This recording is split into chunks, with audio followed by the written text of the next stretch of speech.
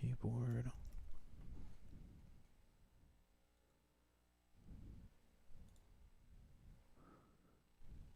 And let me just make sure I'm broadcasting.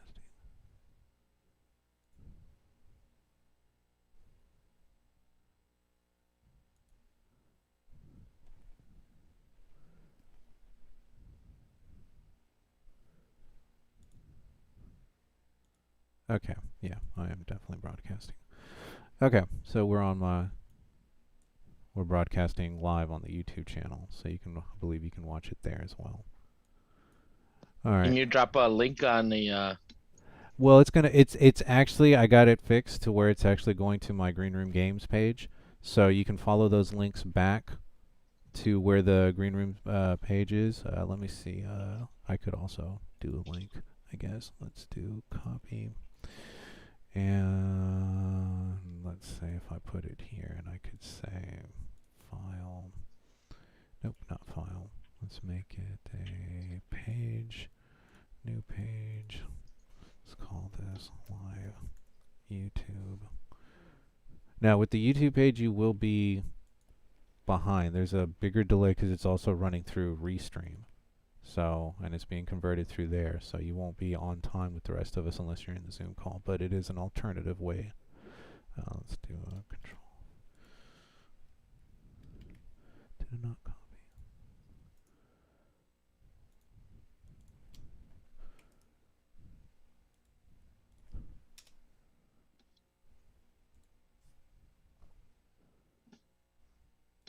That doesn't look like a link.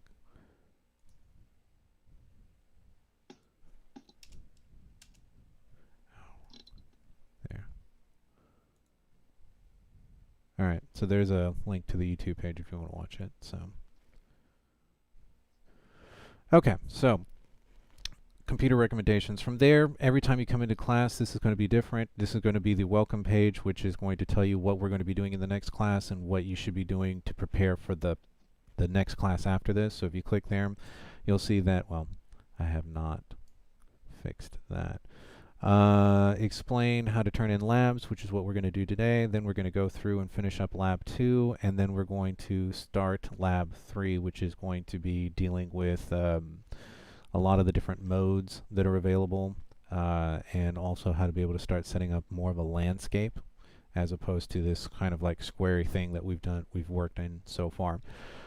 So things that you should have if you haven't got them ready for next class is to make sure that you've got Unreal Engine downloaded on your computer. Secure all equipment needed to participate in class, so external hard drives, USB sticks, headphones, webcam, or whatever it is that you need to be able to participate in the Zoom call. And then finish watching labs 1 through 2. Lab 2 is now available. Those links are there. And then start watching lab 3. So what does that mean? So if I go back here to my home, you'll see that, well, to finish, there's the syllabus. There's the record of class 1 and class 2. So if this is your first class and you want to go back and watch what we did for class 1 and class 2, these are the full 3 hours that we were in class. From there, I've also provided links to important software or websites that you need. There's a link to Epic Games, so if you haven't downloaded Unreal Engine, that's where you'd go and do it. What's new here is the fact that we have the OBS Open Broadcast System and TechSmith, the Capture Jing, and the Screencast software, which is going to be how we're going to be turning in projects. So I'll explain that in just a moment. From there, you have labs. Here's the labs. Lab 1 and Lab 2 are now fully available. Now, the thing that you'll notice down here at the bottom of Lab 2, which is new, is that there is a checklist for video walkthrough. So because this is going to be an online class, it's very difficult to send large files to people, right? And that means on my end, I'd have to be downloading huge, large files from everybody, from all 17 or 18 of you guys, to be able to see your projects. And what would inevitably end up happening is that we'll have something like missing media, or can't see this file, or somebody will forget to wrap their project the right way and I'll have something missing. And so I won't see their project like if it was working off of their own computer, right?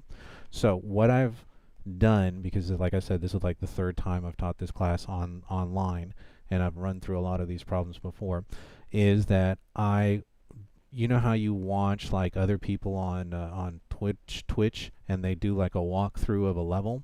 Well, that's what you guys are going to do, right? So when you finish lab 1, well, not for lab 1, because there's not enough in lab 1. That's why there's not one of these in lab 1, right? So lab 1 doesn't have this. But the stuff that you did in lab 1, I'll be able to see in lab 2 as soon as you open it, right? Which is that 5,000 by 5,000 square foot area with the walls and the text in the front, and your character sitting behind the wall, right? And it says your name portfolio, or your name demo project, or whatever, right? So anyway, so let's see what one of these checklists look like. So what I've done with the checklist is, you know, like I've said up here, is use this list and my video example to create your own walkthrough video that shows me that you have completed the different skills listed below, right? So each one of these have been broken down into the video that it corresponds to. So by the end of lab video 2A, you should have used 2 geometry objects to create a first floor of a house. You should have a disabled outside geometry to show the inside space as you rotate around. Remember the other day I created that little house, and then we made the outside wall invisible, so then that way you could rotate around the house and you could see the inside walls without needing to, you know, go inside of it. And then how to use subtractive geometries to create the door frame that your character should walk through. So that's what I cover in 2A. And those things you will have to show me in your walkthrough. So what does that mean? You get your character, you walk over to the house. Okay, sure enough, there's the first floor of the house. You're going to, in editor mode, show me that you can rotate around the outside with the outside wall invisible, and then push play, and then have your character walk into the house through the door, right? And that'll prove to me that you did everything for 2A. So then we look at 2B, creating the second floor and then the world outline or organization, right? So what does that mean? In 2B, the skills that I show you is how to take that first floor, copy it, make the second floor, right? Which when you walk up to the building, I'll be able to see that you have a building that has 2 floors, so I'll check that off the list. And then what you'll do is you'll show me your world outliner. Somewhere in your video, either at the very beginning or at the end, you can show me your world outliner that shows me all the folders with the names correctly, that you've got house, first floor, and then the two geometries that make up the first floor and the door, right? And then you'll show me another folder that shows me second floor with the windows and the organization that you've done to create organization in your project. And that'll just be clicking on that window and slowly scrolling through, so then that way I can see that it's all there, right? And then that's 2B. Then we look at 2C. What is 2C? 2C is creating the staircase between the first and the second floor. Now that part we hadn't gotten to yet, right? Because we got just about as far as getting the first floor ready, and we popped a door in so we could walk through, and that's when we ran out of time on Wednesday. So as you go through this, you'll actually see that, you know, 2D is making windows. So I need you to create a window. I need you to create an object that's got a transparent material on it. Then I want to make sure that there are no gaps between the window, and you'll see what that means later when we actually get around to getting to these. So basically, this will give you a step-by-step play of all the things that I need to see in your walkthrough video, right? And to give you an idea, let's go back to home. Let's go back to here. And then what I do is I do a walkthrough video example. So there's a link to my 5-minute walkthrough where I show you and hello the and list. welcome. My name is Martin. Turn that down. And And from there, we just sort of walk around the past house door, and we start checking stuff off the list. and if I hit escape and select, That's what I meant by zoom it around being able to quite see the that inside. fast. Okay, and we can move around, and we can see that indeed we get So you don't have to worry. There's a video that you can use to model your video after, right? With a list of the stuff that I need to see. to check off to make sure that you have that skill done. Does everybody understand that? Yes. Okay, fantastic. Now, from there, where do we put the video? Because videos can be very big too. Depending on what you use to be able to make them, you could have a video that's a couple of gigs size, you could have a video that's a couple of megabytes size. So, I have given you, and then the other thing you also have to be able to do is record and capture your voice and your screen. And so there are two alternatives that I've given you. One is going to be OBS, right? So if you go into links and software, you'll see that OBS is there.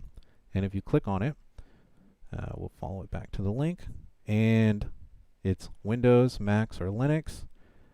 And it should be a free download. I do not remember having to pay for this. So there's the downloads window and download installer, and you would pick, Apple, Mac, or Linux. I think most of us are either PC or Mac. And if you're PC, make sure you got that one, not the 32-bit. And there you go. So you would download that. As far as OBS is concerned, it is another program to learn, but for those that are interested in doing web streaming, this is the program to use to be able to do your web streaming from. So if you end up learning how to use OBS, and this is not a class on OBS, but I'll just give you a very quick rundown. When you open up OBS, what you're going to see, and actually you can stylize these windows and move them around and put whatever window. So this is the setup that I'm using. But basically you're going to have sources. You're going to right click there. You're going to go to add. If you go to display capture, it'll see how many TVs you have hooked up. You pick your first monitor, screen 1, and then let me go ahead and delete that because don't need that there. Yes, I'm pretty sure. And so like this is screen 1, and it's showing me what's on my screen. So if I move that over, you'll see that that has changed and whatever. So from there you would do that. You would bring in your webcam as another source, or your microphone as an audio source. So if you're bringing in your web source, you would come in here and you would say video capture device, and then you would pick your camera, and then that way you would be able to do like a picture-in-picture if you wanted to. But more importantly, the video camera would probably have your audio signal on there. Or you can say audio input capture if you were using, let's say, a USB microphone, like something separate. So you'd be able to bring all those in here. You'd be able to see the loudness of all the audio input signals, and then up here you'd be able to arrange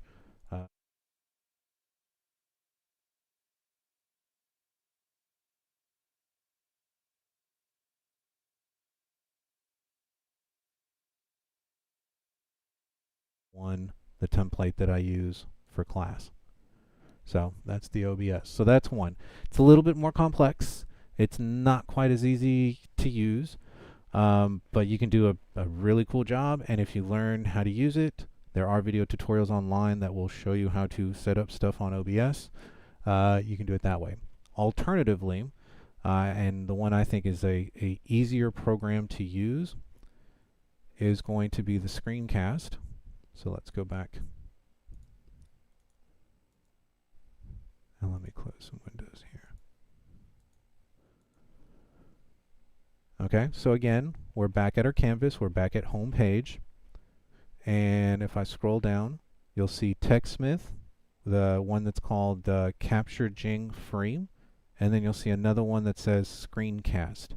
So Jing Capture, or Capture, which is now what it's called. It used to be called Jing, now it's called Capture, is a free screen capture software that if you have a webcam connected to your computer, or you're using a laptop that has one of those little pinhole microphones, you can use that to talk into, and it will do a screen capture of your computer in a video and give you about 5 minutes. So it's not a infinite number of time. There is a paid version that if you want to increase how long your videos are, that's actually what I use to, it's called Camtasia. And so that would be the next step up if you wanted to do like video tutorials, which I have to do a lot of, right? So I did purchase Camtasia, and I have a license for it. And that gives me infinite amount of time to record my video or my tutorial, and then I can do cool things like add subtitles, or you know, have music come in, or you guys have watched my videos where I have my intros, right? All that's done in Camtasia. But anyways, so Jing is the baby brother of that software. Gives you 5 minutes, and that's why I say you shouldn't take longer for you to that long for you to go through your level and check through the checklist, right? So if we go to this this page, real quick, there we go. You can see that it is a free download, and then from there you can see that it TechSmith. Let's see. Now here's the only thing, the only caveat with this is that it's going to save your video as an SWF flash file, and so that makes it very difficult to play it in different things, right? So this is kind of how they're keeping it proprietary on the free one. Now if you get Camtasia, I can export it to whatever video format I want, because that's something that opens up when I start paying for the software. So they do lock you into this SWF flash video file. Now if you have a video converter, you can convert it into a JPEG, a whatever file you want. But the easier thing to do is they do give you also, and that's the other one down here, Screencast. And Screencast is sort of like a mini YouTube, right? Like it's not quite a YouTube. It's meant for professionals and for people to be able to upload and download large file format sizes. And host video, but that's basically what it is. It's a video hosting platform like YouTube, right? So you go in for the free version, right? And what that does is it lets you store up to 2 gigs online, and it gives you a bandwidth of up to 2 gigs for free. And what that means is that's just enough for you to be able to load up your projects and me then be able to go in and watch them. Because I'll need to, what you'll do basically is you'll put your video up there, you'll create a link, and then you'll put a link in an email to me, right? So you'll put it into Canvas and the Canvas email system. And who is this? iPhone entered.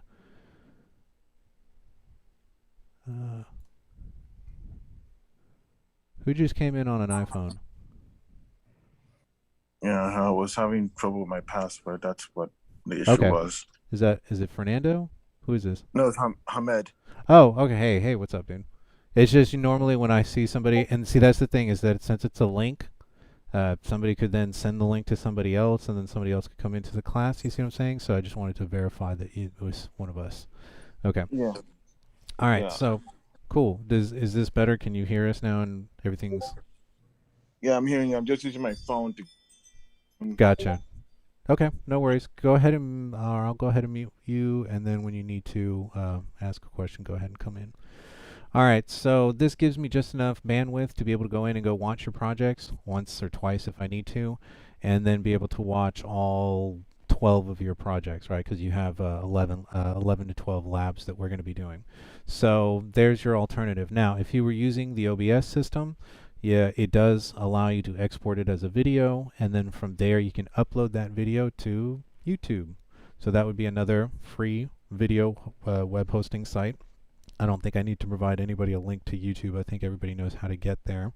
But you can go through and go ahead and create your own account and then start uploading your own videos. And so you would use OBS to capture, to record your screen capture plus your voice, walk through the video tutorial and make sure that everything's checked off on your checklist, and then try to keep that under 5 minutes. That's the other thing, is some people really like to talk, and I have 17 to 18 of you guys, and if I have 15-minute videos from all of you, that's something like 3 hours that I have to sit there and I have to watch videos, right? So I will be taking off points if it's longer than 5 minutes. So when you turn in your videos, if you look at your video and it's longer than 5 minutes, you might need to go back and redo that and try to shave some time off, right? Or maybe do a rehearsal before you go through and just make sure that you can keep it under 5 minutes, because I will take off points. Because it does end up taking, I mean, just at 18 people, 5 minute apiece, what does that end up being? That's well over like an hour and a half already, right? So do that, and I do remind you each time. You'll see that in the reminder here. So let me go back to checklist for video walkthrough. No, not that one. I actually put it on the other one. Let's see, maybe it's here. Yeah, so remember that my video may be longer than yours as I am explaining what I want to see in your video. Keep your video under 5 minutes. And then I have my example there. So my video may be a little bit longer than 5 minutes because I am going through the checklist and making sure that everything's there and everything's in my walkthrough. And then you're going to give me a condensed version of that under 5 minutes. You're going to create the video, put it on a video hosting website, and then send me a link through Canvas. Okay? Does everybody understand how this process is going to work? Yes. Okay. Does Also, your video quality has gone perfect. Yeah, it was probably the downloads that I was doing on Unreal. Let's mute and... Uh-oh. Okay, no, there you are. I thought when I unmuted you that we dropped you. Okay. All right, cool. So that's how projects are going to be turned in. Now, if this was a face-to-face class, what I would do is I would just take, 30 minutes in class. I'd walk around to everybody's computer. You'd show me. I'd have my checklist in my hand, and I'd just check stuff off, right? Because even in the classroom, giving me project files, is a lot, especially when your project keeps changing and you have different versions of it, and it just gets messy. So what I would have normally have done is just walk around the room, take about 30 minutes at the beginning or the end of class, and just check to make sure that everybody had their stuff as you finished a video or as you finished a project. Now, in the classroom, I could have probably have structured it a little bit better to where we don't have to go all the way to November to turn in labs. I would have probably have had a tighter schedule on the labs. But being that we have all these issues and people are having to learn new software and people are going to have to add, either OBS or learn how to use Jing, it's a lot to ask. But I think it's doable. Most of my classes have been able to swing this, so I think we'll be fine. And that's the explanation on how to turn in projects. So if you've been following along with Lab 2, and let's say you have a version of Lab 2, go through the checklist, make sure that everything has been checked off on the checklist, and then you could make your video as early as soon as we get out of class, as soon as you download one of the two video capture options that you have there. And if somebody else has another option, like they may use a different product or they have a product already that they're using, go ahead and use that. And just make sure that you are able to upload it to a video hosting website that then you can send me a link to, so then that way. So I'm saying you can use an alternative to the two that I've given you. Those two don't need to be the one that you use. But for those who have never done this before, at least you now have two alternatives. Jing, which I think is an easier software because there's less stuff that you can do with it, and OBS, which is a more professional software, which if you do intend eventually to get into web broadcasting or maybe doing walkthroughs or creating your own YouTube or Twitch channel, might be interesting to learn. Okay? And I'll wait and see if anybody has a response to that or any questions, and if not, then we'll move on. I don't have a question, but I have a suggestion about doing a video. Okay. I don't have it on my computer because it's the loan from the library, but some Windows computers, if you do the Windows key and G, it'll pull up an overlay that you can record your screen with. Okay, so there's a built-in there's a Windows built-in game Microsoft. bar. Yeah. Okay, well there you go. Yeah. There's another alternative. Professor, I do have a question. Sure. So what you told us like this is for 5 minutes, right? Like we need to start the video for 5 minutes. Like before watching your examples. No, what you want to do is you want to watch my video example. You want to read the checklist. So what would ultimately what's going to happen is you're going to go through, like here, we'll go back to home. Okay. You're going to go through, and let's say when class is over and you don't have anything to do for the rest of the afternoon, you're going to go, now's my chance to sit here and watch these videos, right? You're going to get to the end of lab 1 and you're going to see, there is no checklist and no video walkthrough, right? So that means Martin doesn't want anything there. So then you're going to sit down and you're going to watch lab 2. And it's going to be, 3 o'clock in the morning before you finish watching all these videos. And then doing it on your own, right? Because these are video examples. You're going to be working on your own project as you're watching these videos. Because here you can pause and you can see exactly what I'm looking for. Then you get through the last video. At that point, you have a 2-story house that's decorated, that's got furniture inside. There's a little garden going on outside. You got a little pond, and you've made it your own, right? Maybe you put a garage and a roof or whatever you did to decorate your house, right? Because that's what we're doing with Lab 2 is we're creating a 2-story interior space. Then you go to the checklist and you go, let me go through the checklist, right? Let me make sure that everything that Martin is asking for is in my video. So then you go through and you make sure, did I use a subtractive? Yeah, I made windows. Okay, cool. Did I put a pane? Yeah, I did make a pane. Did I use download packs? You know, you're going to show me where the packs are. Then you're going to do the decorating on the interior, and then this is the pond using the water materials that we're going to make somewhere in the garden, right? And then once you've checked through this list and you've made sure that all that's in your video or all that's in your project, then you're going to go to your video capture software. You're going to turn it on. You're going to say, hi, my name this is Lab 2 video walkthrough tutorial, and then go through the checklist. That should take you less than 5 minutes.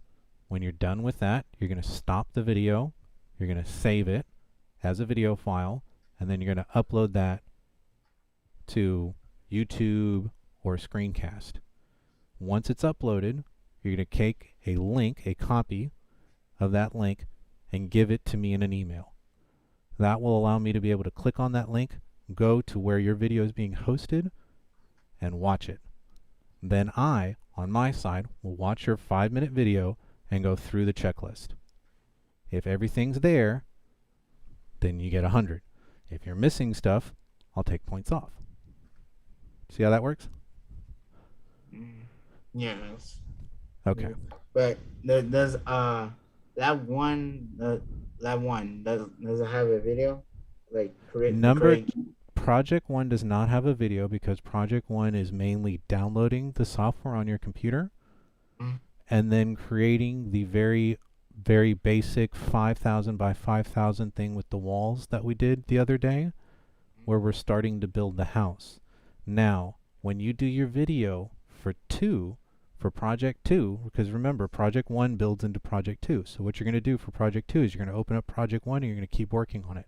When you get to Project 3, you're going to open up Project 2, keep working on it until you're finished with the stuff with 3. So it's a cumulative. We're going to keep adding stuff to our environment, to our house, to the game that we're working on, to the level, which is what this is. This is the level that we're working on. And so each one will be a cumulative. So as you finish a video series, you watch the checklist, make your video, upload it, send Martin a link. Okay. Right? Yeah. But like I can download and save the video in the YouTube or the other thing like tech. Okay, so if you're going to use and that's why I'm giving you 2 alternatives. So if you're going to use Jing and Screen and Capture, then it's going to export it as an SWF flash file, which the only place you can really upload that to would be the Screencast. So if you're going to use Capture, upload to Screencast. If you're using OBS, or if you have a third-party video capture software like what was explained earlier with Microsoft, and it exports it in a MPEG-4 or AVI or MPEG-2 or whatever you can put on a regular like YouTube page, then you would create a YouTube page, upload that video to YouTube, and you can leave it on private. You can leave the video on private, but just create a link and then send me that link through Canvas. So if you're using anything other than Capture, use YouTube. If you're using Capture, use Screencast. Does that make sense? Does that help? Does that answer your question? Well, it makes sense. Okay. Yeah, you don't have to do it on both.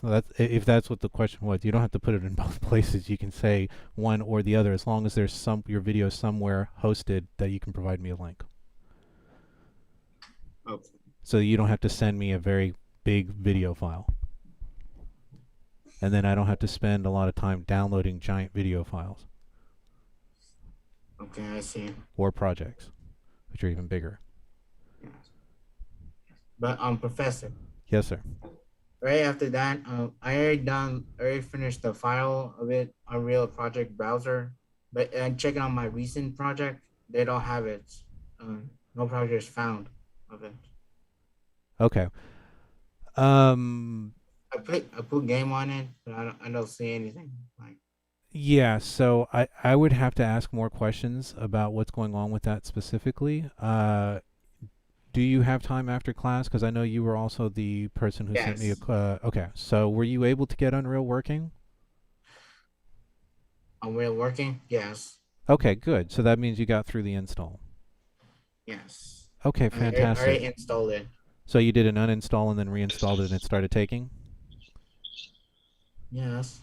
Okay, fantastic. So, yeah, give me until after class because I want to try to get as much stuff as I can through. And if that's a specific question that has to do with what's going on your own personal like computer, we can definitely get around to answering that question for you at the end of class.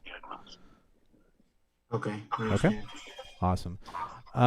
Okay, so that's how we turn in projects, right? We watch the videos, we download some type of screen capture software, we do our video capture, we upload that to a video hosting website, we send Martin a link to that video, and then Martin can just click onto that link and go watch your video without having to download a bunch of stuff on his computers.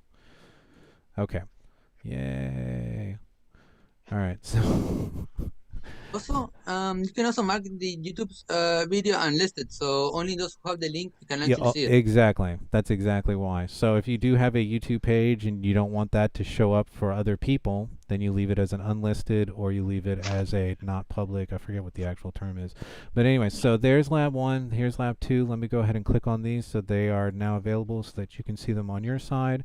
And I do believe I have Lab 3 already available, so I will go ahead and have that ready. So then that way for those who have already finished through Lab 2 and want to start seeing stuff in Lab 3, you can go through. There's the checklist and there's my video walkthrough for that as well. And that's going to be how this is going to keep working. So and there's a lot of videos in 3. So this 3 is going to take a while. 3 takes a couple of days to get through, but 3 is very cool. It's about landscaping and creating like exterior environments. Okay, cool. So those are the changes. That's what we have going on with our Canvas page at the moment, right? So syllabus is there. Today's class will get recorded here. Important websites. Lab 1 for you to watch. Lab 2 for you to watch. Lab 3 for you to watch. Okay. Now. I have a question. Sure. Yes, I'm having trouble with my Unreal because it keeps telling me that it's been crashing several times. Okay. Again, I mean, do you know what you're doing when it crashes? I don't know because anytime I start up my computer, it gives me that notification. So you're actually turning on your computer and it's crashing because it's trying to load Unreal? No, it's giving me a notification that my Unreal, the app is crashing. Okay. So And I'm here not even here's started it. here's my question. Right. So you're having that's why I thought that was so weird. So you're turning your computer on. Are you able to log into your desktop? Yes, I log into my desktop. The moment And then the it's com- go ahead. it didn't go off. It's just that my Unreal Engine software has crashed, not the computer. Okay. So every time you turn on the computer, it's saying that it's crashed. You're getting Yes, like a it's on. notification on the bottom right-hand corner of your screen that says, "Hey, it crashed." No, it's saying, hey, your Unreal Engine has crashed. Correct. And you haven't even started your Unreal Engine. Yes. Okay. So that might be a notification from the last time that you had it opened. Have you tried opening it? No, since I installed it, because that's the last time I opened it. Right. So if I open up a software and the last time I used this software, maybe I didn't save it before I closed, or maybe something got corrupted, and then the next time I turn on my computer, there may be a notification saying from the computer saying, "Hey, the last time you used this software, it crashed." So it's not telling you that it's crashing currently, it's telling you that it crashed the last time you used it. So what I would do is open the software and see if it works. If you can click Yes. on it and open it and use it and save it, then what you had was a problem the last time you used the software. Let You me s- just share my screen with you. well, let's do this after class because I really need to Okay. start going through Yeah, lab 2. exactly. So I don't want to you let and that take James. up your time. No. And I wanna make sure that the stuff's working on your guys' computer. But teching somebody's computer could take an hour, and I don't want to Okay. use up class time to do that. So let me Yeah, jump into what we're doing with class, and then we'll spend some time with you afterwards. Okay. All right. Okay, very cool. Let's get to the right screen here, and let's open this up a little bit. And so this is roughly where we were. I actually I started, continuing with the labs to see how far I could get into 4.27 because I did have a version of 4.27 that I was working on. So let me actually click that one open so that you guys can see how far I had gotten. So I had created my building, I had created my structure with my door, and I had created my window panes and all that. And I was ready to start putting furniture in this thing, right? So I went to go and download some packs. And remember what I said? Nothing works, right? None of the packs would work with 4.27 because 4.27 came out a week ago and nobody's done the updates on their packs yet. Actually, one person did. I was downloading a underwater aquatic pack for the landscaping for Project 3, and it was actually updated. I was surprised. I was like, wow, these guys are on the ball. Stuff came out a week ago and they've already got their updates because it was available in 4.27. So this was about as far as I was able to go in 4.27 before I ran into a block. Now I will continue to keep working in 4.27 with my labs to see if there are any other problems, but remember my recommendation is still 4.25 or 4.26 for your software. All right, so let's go to 4.26 then. So, and let me just double check and make sure that is 4.26. Yep, test project 4.26. All right, so this is our 5,000 by 5,000. These are our walls. There is my name that we took from the text that was in the middle of the form. Let me just throw a couple more, I guess, bricks on this.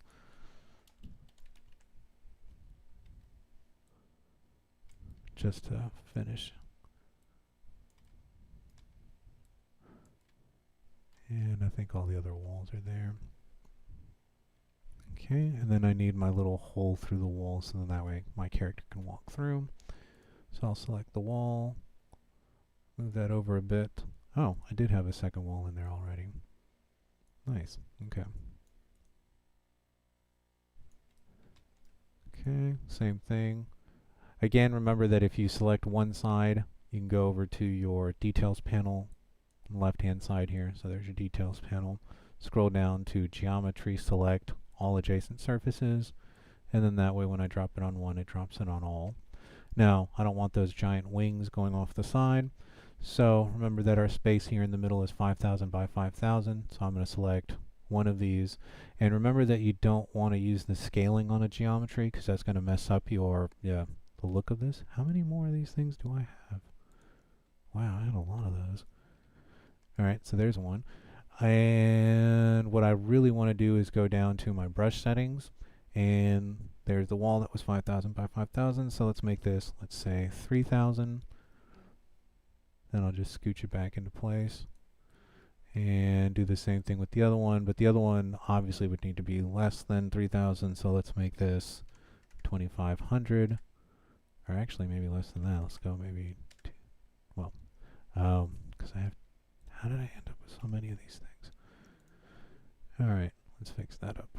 Say 2,000, and then we'll use that tool to scooch it back in. And 3,000, that's of course the length of that, so we do need to make that a little bit smaller. Let's say 1,900, and then, well, that's just barely big enough for a skinny person to get through. Remember our character is 200 units by 200 units by 50 units. So we need at least a 200 unit gap. So, I don't know, 1,500. And then that should be big enough. So my character should now be able to walk through that. So if I push play, so we're going to go up here to the top. push play. There's the little corridor that I've set up for myself. There's my text. Looks like it's on the wall, more or less. It's not hovering out in front. I'm going to walk through. And there's my courtyard. And there's a wall that I missed a brick on. So we'll go back and add that in. So I'll hit escape. There's my brick. Let's throw that on there. And roughly this is where we were. So so what we're going to do now is I'm just going to rebuild the house real quick. This time I'm just going to do it quickly because we've already discussed what we're doing and how we're doing it. I just don't have a structure here in 4.26, so we'll go ahead and make one. And for those who are seeing it for the first time, so actually let me hit delete because I did have the brick selected in the materials panel underneath content. So that's why the structure came in with a brick material, which is not what I wanted it. So we're in geometry. We're going to grab a box, drag and put that out on the floor. We're going to go to brush settings for that box. Remember that let's do 1000 by 1500. So it's not just a square room. It's got a little bit more of a rectangular feel to it. Let's grab that and drag it a little bit away from the entrance so the character can feel some, does not like, there it is. And then as far as the height on this, we'll make this 300. Because remember our character is 200. So this will feel like 8 stories. And what I did there was I grabbed the box and I dragged it up. And then I hit the end key, END, on my keyboard. And what that did was it lined the surfaces back up. Okay, so from there what we did with this was we made a copy. So I'm going to right click, edit, duplicate. Duplicate is a Control W. Oh, and before we duplicate this, the object right now only has a outside. It only has materials on the outside. And to get this little trick to work, we're going to need this to be a hollow shape. So when we select the object, and again, we go into the details panel, and we scroll down until we get to brush settings again, and you'll see that one of the options that you have for all geometries are to make them hollow. So when I hit hollow, what that does is it actually puts interior walls inside. So remember, originally it was like this, and when we went inside we could see through because there was no wall on the inside. Now it has a wall. Now that wall also has a wall thickness.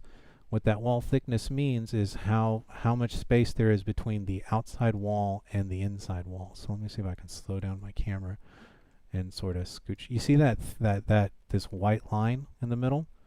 That's the space between the walls, right? So right now that wall thickness is at 10. I'm going to make it 15 because I like using 15. And then from there we can now see the difference between the inside wall and the space in the middle and the outside wall. So let me go and speed my camera back up to a 4. So now having done that, I'm going to select the object again, go back in, this time into the world outliner, right click, and remember the world outliner is every object that we have in the world is represented in here. And we're going to go edit, duplicate. Duplicate shortcut is Control W, and we'll click on that. And so now we've made a second copy, but as we've made it, what it's done is it's shifted it over a little bit. And it's done this on purpose to let you know that there's 2 objects there, right? So what I'm going to do is I'm going to select the first one, or one of them, and I'm going to again go into its details panel, go down to location, which is actually the first option that we have up there, and we can see where it is in space in the game. So I'm going to right click on this, I'm going to say copy, and then I'm going to make sure that I click on the other one, and again it should take me to the details panel, transform, and I'm going to right click and paste. And what that's done is it's put both objects right on top of each other. Now at the moment this effect that we're going for is still not going to work because we need to make one box slightly bigger than the other one. So with the outside box, or one of the 2 boxes selected, I'm going to go down to brush settings, and what I'm going to do is I'm going to make the box 30 units bigger. So remember that the space in between the walls is 15. So what this is going to do is it's going to leave 2 of the walls inside, and so when we make the outside box invisible, it's going to remove the outside walls for the inside box. Sounds really weird when you say it, but that's actually what we're doing. So I'm going to go 1030, 1530, 330. And now I have this box, which is now 30 units wider, thicker, bigger, taller, all the X, Y, and Z. And when I select that box, and I go into my world outliner, and I make that box invisible. Do we have another box? How many extra boxes do we have? Because we had this problem last time. Nope. That's that box. Let's see what happened here. So that's 1000, 1000, 1000 by this. Oh, I know what I did. Maybe. Let's go to the outside box. The one that's invisible. What's this one?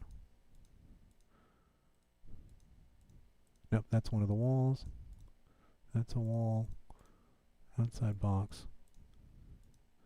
Inside box. Outside box. Wall thickness is 15. 30 by 30 by 30.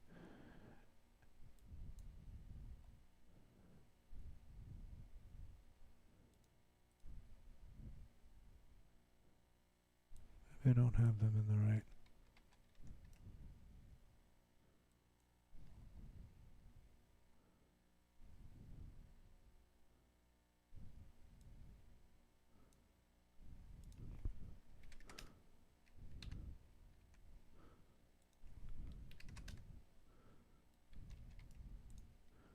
I love when stuff doesn't work. Okay, let's try that one more time. And this time I'm just going to do it instead of talking through it. So you just see me do it. Box. 1000. 1500. Well, not 15,000.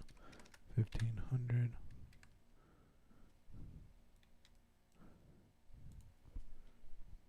By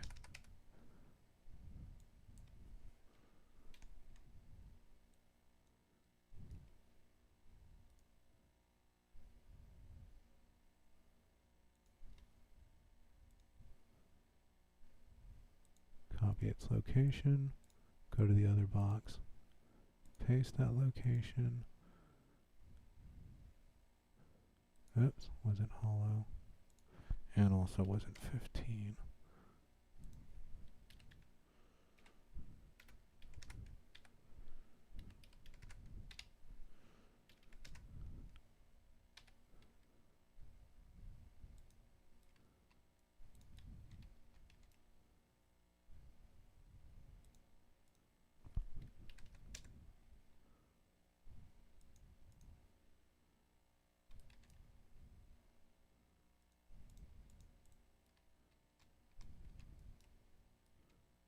And you can see that the edges aren't lining up, and that's why this effect isn't actually taking place. So let me see, maybe I made my wall thicknesses too big on the outside box. So let me go back and maybe make that a little bit smaller. So right now that's invisible. So let's go back to make it visible again. And see how they're not overlapping, which is why I'm not getting the effect that I want. So maybe instead of 30, I'm going to make these things, let's make it 10, 15, 15, 15, and 3.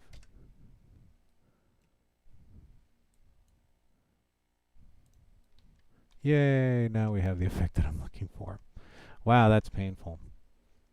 Okay, but it worked. So basically my walls weren't overlapping, and so that's why I wasn't able to get this effect. So the idea of this effect again is that you're able to see the inside structure by making the outside box invisible, which then takes away the wall from the inside, and then as you move around you re-see it, which then makes this a very, very fun thing to work with. Alright, so we'll throw that outside layer back and make it visible again. And now this also presents, we have a bunch of this stuff that's now starting to add up, which is now part of the other thing that we would be talking about here, which is file structure. So I'm going to select the outside box, and then I'm going to go to the inside, and I'm going to hold down Shift, and I should be able to, or Control, I'm sorry. So Control, now I have those two boxes selected, and you can see them there in my world outliner on the right hand side of the screen. Now, when I have two objects selected, I could do a Control G, which then sets up a group, which is kind of, I really don't like the way groups work in this software. I think it's actually a lot easier to just create a folder, right? So with those two objects selected, I'm going to click this little icon in the corner that is the folder, and I'm going to select that, and what that does is it takes those two, puts it in this new folder, and then allows me to go ahead and name it. So let me go ahead and call this first floor. And let me get this to where my caps lock key's not on. So first. And I guess also in the naming, let me see, first floor. Well, it's folders, so it'll let me name it with a space. I've just gotten really used in this software to leave underscores or not leave any spaces in the word. But anyway, so now we have the two boxes. We can always identify those two out of the other boxes that were maybe the walls. And for example, let's just do this again, right? So we have this structure, right? We have our game. So I'm going to go ahead and hit Control, and I'm going to go ahead and grab all the outside walls. And with all of those walls selected, there are the six walls that we have selected.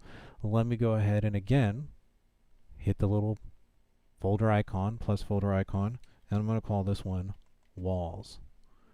Right? So now we have a folder with my walls. So if I want to knock all my walls out, I can knock them out. If I want to go and I want to turn my house off, I can turn my house off, right? So I don't have to sit there and do like lots of multiple objects and then have to go and mute them or unmute them or make them visible or invisible. I can just do that very quickly and get through. Okay, so now we have our structure. The other thing I showed you before, and this was about, I think we had gotten to the subtractive, which is where we were going to start cutting the hole out for the door hole, so, or the door frame or whatever. So we're going to grab another box. We're going to put that out on the floor. And when I look at the x-axis, I can see that the Z, or the blue one's going up this way, red's going this way, and the green one's going this way. So with that object still selected, I'm going to go into its details panel. Again, go to brush settings. And I might want to make the height of the door, let's say 225, just so the door frame's a little bit bigger than my character. Remember that my character is 200 units tall. So at 225 should give him enough headroom to be able to walk in. So again, I grab the object, hit end, because when you make something bigger, some of that goes through the floor. So we wanted to pick the object up and then hit the end key. So then that way it's flush with the floor. And then from there, I look at the axis. That's the green one. The green one is the Y. So remember that our door or the building's walls are probably less than 30 units. So I'm going to select this to be 40. So now we see that I have shaped the object into a more rectangular, sort of like a slab shape. And what I'm going to do with this is I'm going to back this up into the structure. And then what I want to do is I want to make sure that a piece of this comes through the outside, is on one side, and then a piece of it is on the other side, right? So that we can see, I'm talking a lot. We can see the structure there. So from here, what I want to do is, again, with that object selected, I want to go to the brush settings, go to brush type, and you'll see that one of the objects, or one of the options, is subtract. So when you hit subtract, what that does is it subtracts that geometry from the existing geometry.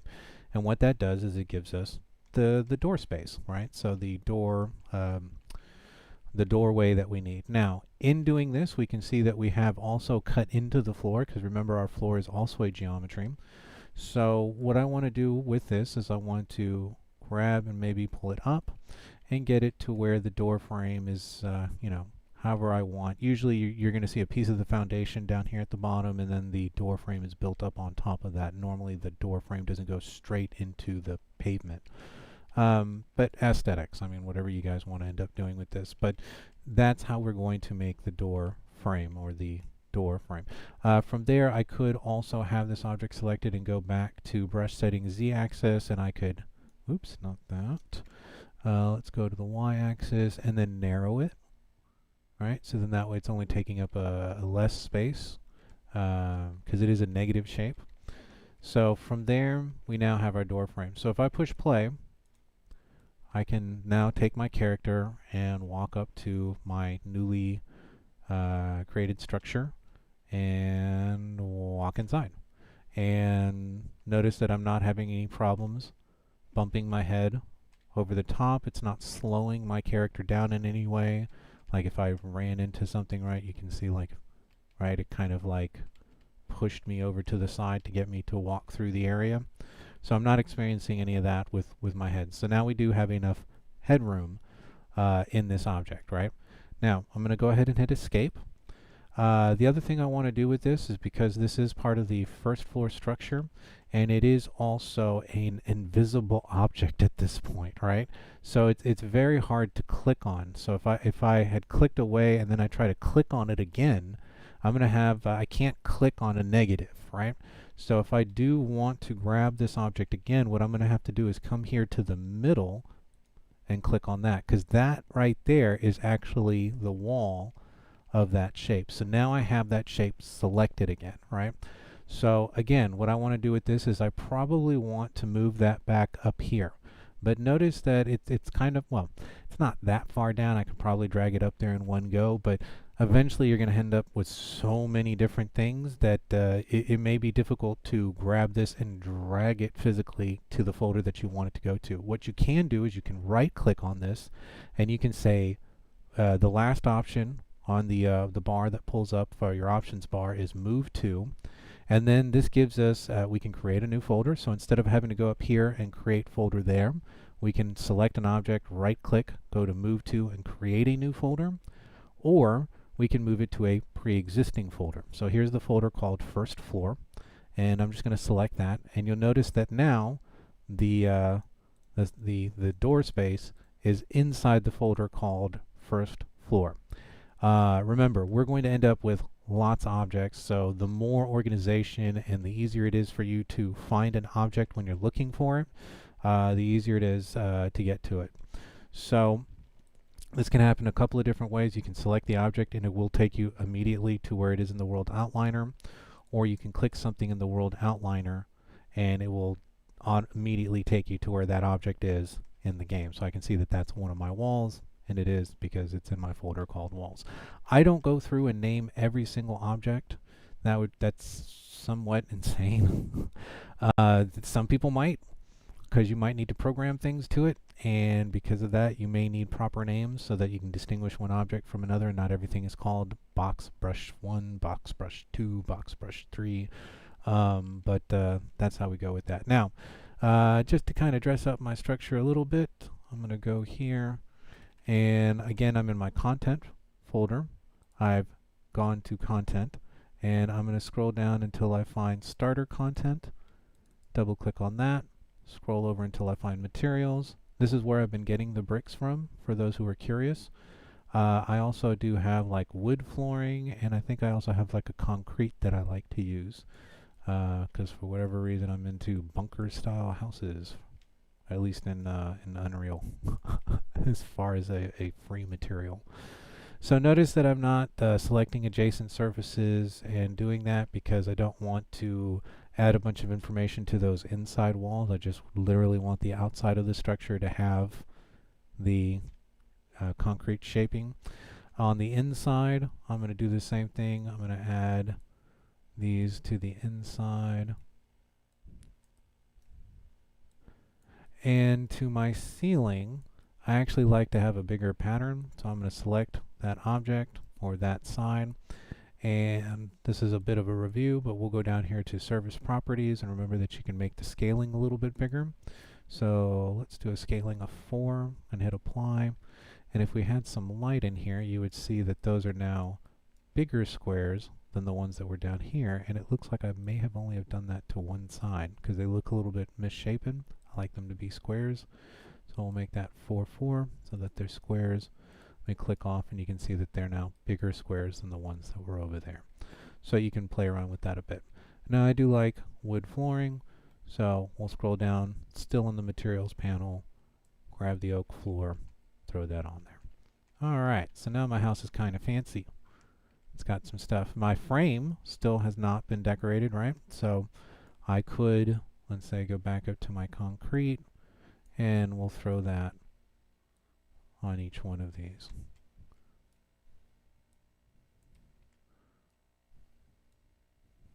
Okay, so now all my surfaces are covered. Okay, so there is the first floor of my structure. The next video on the list would be taking you on how to make this a 2-story structure, right?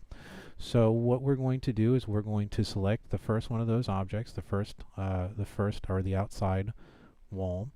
I'm going to go to, oops, I don't want to change where it is. Stop. I'm going to go to my world outliner, have that selected. That should take me to the folder called First Floor. What I want to do this time is I want to create, why is that eyeball closed? There's nothing in that layer. And I'm just going to shut down my layers so we can see how many we have, and this stuff is somewhere else or not in a layer. We can fix that later. Anyways, so what I want to do is I want to create another folder called Second Floor. Now I could double click and duplicate this layer, but I'm going to do it the hard way so you guys can see how you can create another folder just by creating a rando folder. So we're going to come up here to the top, and I'm going to select this as the root directory of where I want this folder to go. So by clicking this, this is everything. This is our level.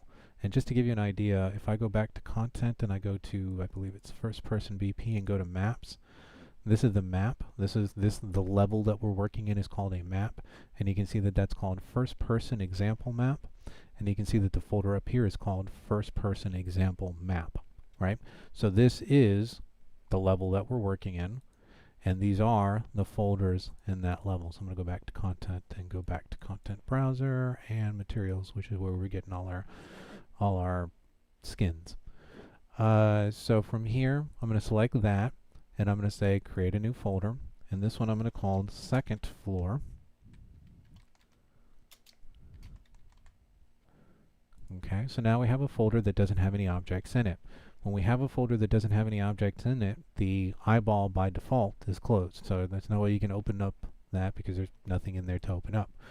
So what we're going to do is we're going to go to First Floor, and if I click on it, I can select the objects from here. So I can select the inside and the outside brush. This is the door, remember? And I guess I could rename that if I wanted to. Right click and say edit. F2 would be the shortcut for renaming a file, but you could just do it this way. Right click, edit, rename, or shortcut would be F2. And I could call that door opening or door frame or front door.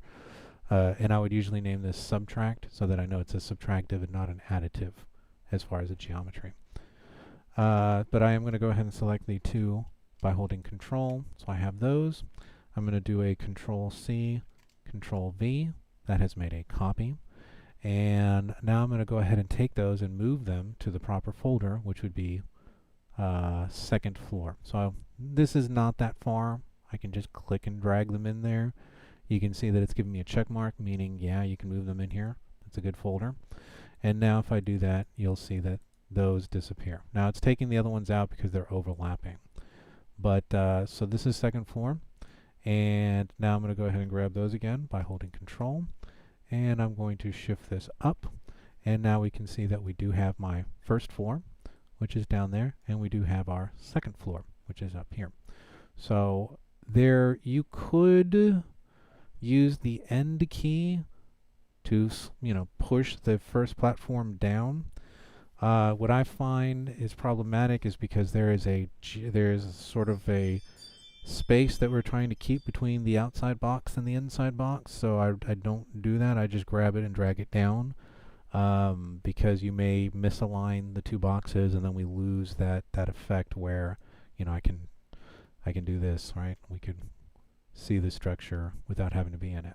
So that's why I just grab both of them and drag them down. So select, control, drag them up high enough to where you can see that they're separate, and then from there just kind of shift them down, and you can see the inside box and the outside box and the outline and that orange yellowy outline.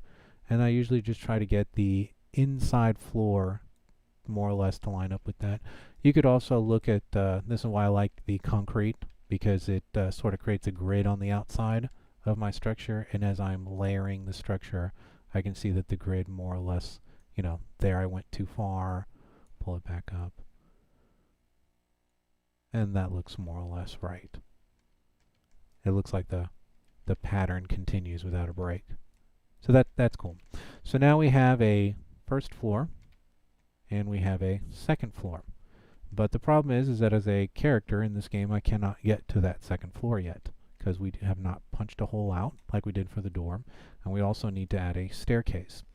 So to add the staircase, what we're going to do is we're going to stay in the geometries folder here in place actors, and you'll see that I have two staircase types. I have a curved staircase and I have a linear staircase.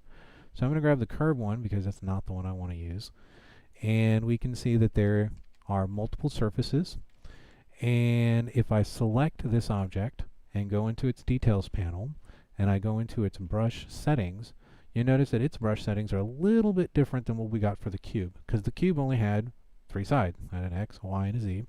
This thing has steps, it has an inner radius, it has an outer radius, it has an angle of curve.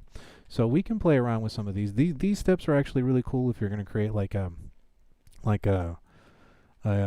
dungeon or some type of if your game goes into like medieval whatever, and you're creating like a palace or a castle or something, or somebody's rich right, and you're walking up to their mansion. But if we look at some of these things, we start playing around with the numbers. So I stretch that from 90 to 200.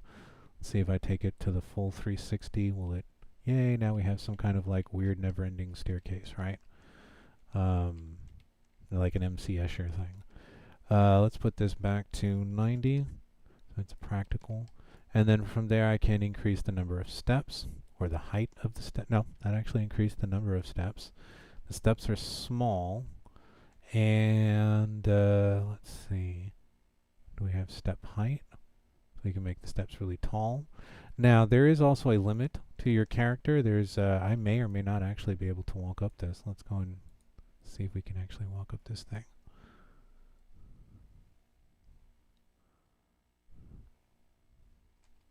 I can still walk up it. Scared of heights. And for the first time you fall, that's gonna feel so weird. Like I think I'm over empathetic, and when my character jumped off the first time off of, I felt like in my brain I was like, oh no, I'm falling. Anyways. So I just selected the staircase and deleted it. So brush settings. Every time you bring in a geometry, look at the brush settings, especially if it's a different geometry, to see what other things may be available. I just don't like the round one. You can use round one, the curved staircase. I'm going to use the standard staircase because it's going to be a little easier to draw the hole. But when you guys are experimenting over the weekend and you want to make your house really super fancy, do whatever. I'm going to use the linear staircase. To line the stairs up, notice that they came in facing this direction. I actually want them going against that wall. So I'm going to hit my space bar, or with the geometry selected, you could go through the 3 tools up here, space, rotation, and size. I'm going to go back to rotation, and we're going to scooch that over 90 degrees. So now it's in it's facing the direction that I want. Now I'm going to place it by using the location tool and putting that inside the structure. I'm going to just put it up against the wall. And I'm going to make sure that my character has enough space here in front to be able to get to the staircase comfortably and walk up.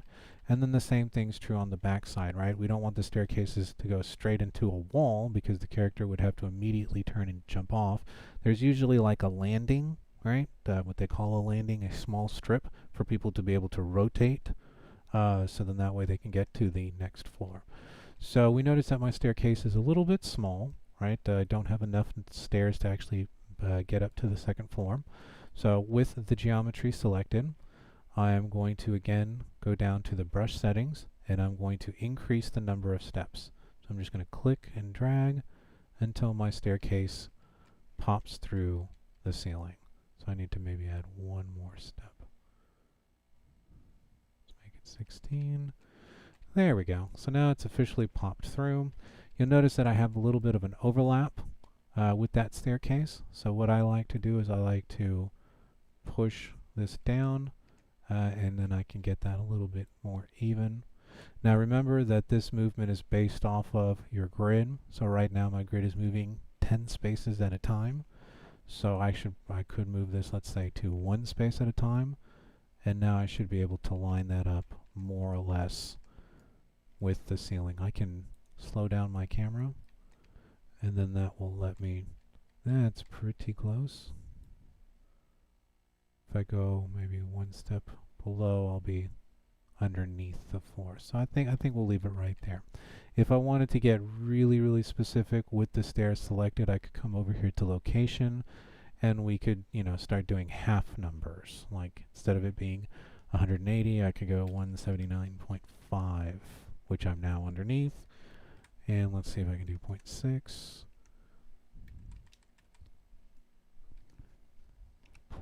Nope, I got 2 points now. 0.8. So that's just right there. So let's go 0.9. Still not there. And I might need to leave it at 180. Uh-oh. Where did we go?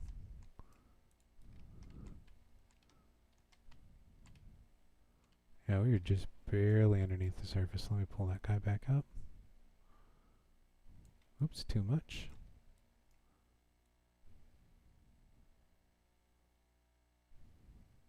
Let me just get that close. Okay, so now we have a staircase. Now let me make my camera speed a bit faster. Go back to form. Okay, so now what we need to do is, just like the door, where we punched a hole to be able to get into the structure, we need to punch a hole to the top, right? So our character can actually get up there. So same thing we're going to do. We're going to grab a box. I'm going to make sure that I don't have any materials selected, so the box comes in clean. Well, no, not another staircase. Let's grab a box. So we'll grab a box. And obviously this would be too big to punch through, so I need to reduce the size. So the z-axis, that's up and down. In this case, let's squeeze that down. And what I like to do is go ahead and layer that into the floor. Again, making sure that a piece of it's visible up there and a piece of it's visible through the floor. And once that's there, I'm going to hit subtractive. And we can now see that we have punched a hole through the floor. Now it's just getting it lined up with our staircase, which is moving it in this direction. And then moving that closer to where the last step is. Now, we can line that up a bit better so we don't have that little overlap on this side, and then we have a bit of an overlap on that side. So that's the, see how that's the red axis right there? The red one's going this way, so I know it's this one. And we're at 200 right now, so let's make this, let's say 190. So that should have made this a little bit smaller. Remember, it always contracts into the middle, so we got that little ledge again on that side. I'll push that back into the wall. And now we have that more or less lining up. And we could be nitpicky and get super, right up on there. But that's pretty close. Now, there is still a problem with this. The problem is that my character is going to hit their head on this because this box is not wide enough. Even though we have punched a hole, the character still has dimensions to them, and they will be hitting other objects. So let's see if we can actually see how very easily I got through that. I want to be able to get up my staircase as easily. Nope, hitting my head, right? So we can see that we're probably what? 1, 2, 3, maybe another 4 of these back that I need to move that back. So let's hit escape. So we get back into editing mode. And from here, I still have the subtractive selected. So I'm going to look this way. This is the Y axis pointing in that direction. So I'm going to go to the Y underneath brush settings for that. And let's make this, let's say 600. So now I have a much wider hole going in that direction. I just need to apply that in the right location. The top step's a little bit wider because it's sort of cutting into the top one, but I can maybe do that, and that might make it feel a little bit better as far as the steps placing there, because we are actually this geometry is actually cutting into the staircase, so we are actually cutting a piece of that staircase off.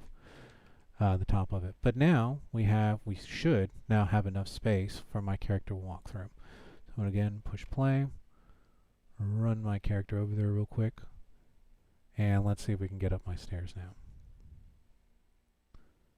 Oh, still kind of bumped my head, right? It wasn't as smooth as I wanted it to be. Let's see. That's not so bad. Let's see, running down it. Because remember, there's physics with your character as well. So sometimes when you run down, you maybe have a little bit of a jump, and you might run into a wall there. There. So we're actually on the ledge. There's a small ledge that's right there, and that's actually what we're walking on. So that would be a bug. That would be something that you obviously wouldn't want your character to do unless that was a cheat that you had put into the game. But we are hugging that wall. So let's go through. And let's remove that little ledge, so then that way my character doesn't have that. And let me go into a slower camera speed, and then that way we can get closer to the wall. There. Now that ledge is gone. You would probably need to, put the concrete pattern back in there, sort of like what we did with the door frame. So now let's push play. And we'll check this again.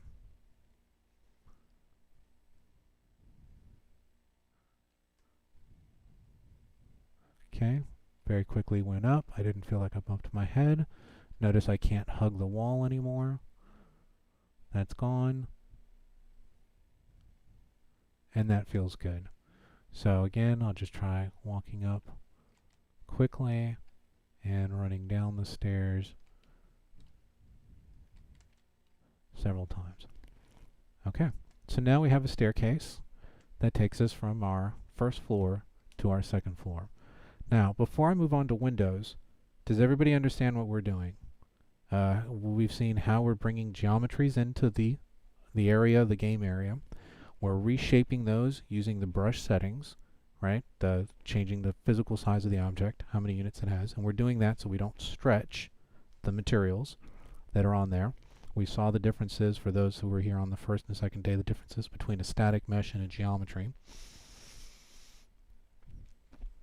Ew. Sorry, something was weird.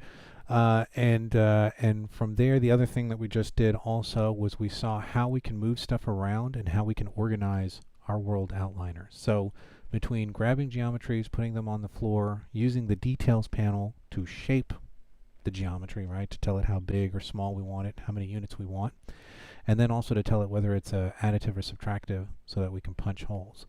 So before I move on to Windows, does anybody have any questions about what we just saw? I'm not here. Yeah. Hello? So we're good? Yeah, we hear you. Yeah, on my end, I'm understanding very well. Okay. So what we'll do is we'll go ahead and go on into Windows. I like to pause every once in a while because sometimes I just keep talking and sometimes people are like, oh my god, so much stuff. But if you guys are following along, then we're good. So let me put my camera speed back up to a 4.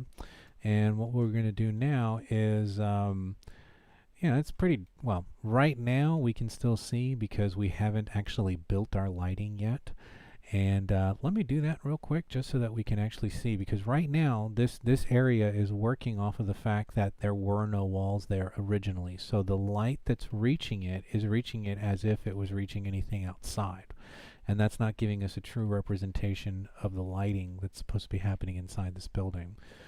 So what I'm going to do is I'm going to go to my top option up here. I'm going to go to build, and I'm going to say, instead of build everything, remember, because that would take too long, I'm going to go to the little arrow next to it. I'm going to say build lighting only, or your shortcut would be Control Shift semicolon, but I never remember that. So we're going to build the lighting. This is where your RAM is going to come into play. The more RAM you have, that's going to be a lot faster. The less RAM you have, it's going to be more painful, especially if you have more objects. So that actually went through pretty quick because I don't have a very big world and I don't have a lot of stuff. But now, when I go inside my room, it's dark, right? Let me go and push play, and this should be representative of what we've seen. Oh. Did it not? Okay, that was weird. Let's try building that again. Maybe I didn't do it all the way through. Build lighting only. Let's do that one more time, because that should have left it dark in there. Unless that's some new feature that I'm not aware of. But no, there we go. It's dark. So I'm going to push play, and that interior should now be dark. Oh yeah, it's a spooky. So if you're doing the next Resident Evil game, there you go. It's almost like you're going into a void. Yeah, That's I how mean dark it's yeah. You could do some trippy stuff in here. Almost like you're trying to hide yourself from Nemesis or Mr. X. Something. I mean, you are definitely That is freaky. Coming the way the camera moves, it looks like you're stuck in. It's almost like in Get Out. Yeah, Get Out. Yeah. I've well, we have a sewer system that's here off of the bayou, and as a kid I used to play around in it, and it was called the Dock-in sewer system, or Lock-in sewer system, whatever. But yeah, we could actually go back about maybe a quarter of a mile to half a mile into the sewer from the bayou. There was a big enough of passage to get through, and yeah, this is very, very familiar. That's all you would see when you were in there. But anyway, so we definitely want to get some lights in there, and what I'm going to do right now is I'm just going to throw a light in there just so that we can see what we're doing. We will have a whole section on lighting later, but in case this happened to happen to you, since we are dealing with an interior, maybe you hit build by accident and you're like, oh no, I can't see anything now. Just go grab a light, grab a point light, drag that into your area, put it more or less in the middle. Notice that that's not very strong. So with the light bulb selected, again, in the details panel, I'll go to brightness, increase the brightness, and now we have a bright light in there. So with the light in there, I don't know if we need to hit build again, but you know what, just to experiment, let's see. We're going to push play and run in there and see if it built the light. If it didn't, then we'll have to do a light build, even with the light in there. No, we did. Maybe the shadows wouldn't be there, but we can definitely see our staircase, and we can now get up to the second floor. All right, so the other way that we can add light is by creating a hole for a window, right? So I'm going to hit escape, and I'm going to do the same thing that I did last time. I'm going to go to geometries. I'm going to select a box. I'm going to make sure that no materials are selected. I'm going to grab that box, place it on the floor. This window is going to go against this wall over here. And so I can see here that I have the x-axis. That's the thinner one. That's the one that I need to make thinner. So let's make this 40. 40 worked for the door, so 40 should work for the window as far as the thickness that it needs to go through to punch the hole. So once I've got the, well, let's make this, because I'm not big on square windows. Let's go y-axis. Let's make this, let's say 300. Excuse me. And now what we want to do is we want to place this on the second floor. It's probably from top to bottom, No, that would be actually a nice, nice I think what they call a bay window, where we have these big giant windows. So let me place that where I want. Once I've got it more or less where I want, I'm going to go ahead and brush settings, additive, punch the hole, right? Now from here, again, I like to tidy these up a bit. So with that object or with the subtractive still selected, I'm going to put this more or less in the middle. And then from here, just sort of shave it down so that it's not overlapping too much stuff. Okay, hooray. We now have our first window. And if I do a build again, so I'm going to go build, lighting, lighting only. Give me the box I'm looking for. Build. Build lighting only. Thank you. Okay, so now we should see light on the second floor coming through. So let's go play. Or it'll be like the door, right? So there's our light bulb on the first floor. We get to our second floor. And we do have some light coming through the window. You can see what would be the rays of light going through. And when we actually start talking about lighting later, we'll make more mention of this. But for right now, if I wanted to continue working inside, I could just grab one of these, hit Control-C, Control-V, so I have a copy, drag that light up, and now I can see what I'm doing on the second floor, right? So, obviously windows aren't just windows, they also have window frame, like the window glass that needs to go in the middle. So what I like to do, because you know, windows are basically just geometries that we've cut out, I like to make a copy of this geometry, and before I start doing this, I'm actually going to go ahead and go into my World Outliner and create a folder called Windows, right? And this happens to be on my second floor, so we're going to go to second floor. I'm going to select second floor, add folder, and I think that added it because this was the one I had selected. So let me grab this and let me see if I can. Okay, so if you do something like this where you have a folder inside of a folder and you really need that one to go in, I don't think it lets you do this. So what we'll have to do is grab second folder, drag it back out, and then from there I can grab that new folder and drag it into second folder. So you can't take the folder and pull it out of itself, but you can take that folder and put it back to the root directory, and then take the other folder that's on the root directory and put it inside. It's weird, but it's computery. It's about files and file structures and things like that. You can't move it if the file folder doesn't exist that you're trying to move it into. But anyway, so there we go. And I'm going to go ahead and right click on this and say Edit, Rename. Remember, we could also have used the shortcut F2. So Edit, Rename, and I'm going to call this Windows. Okay, at the moment I don't have anything in there because it's just a blank folder. This is why the eyeball is closed.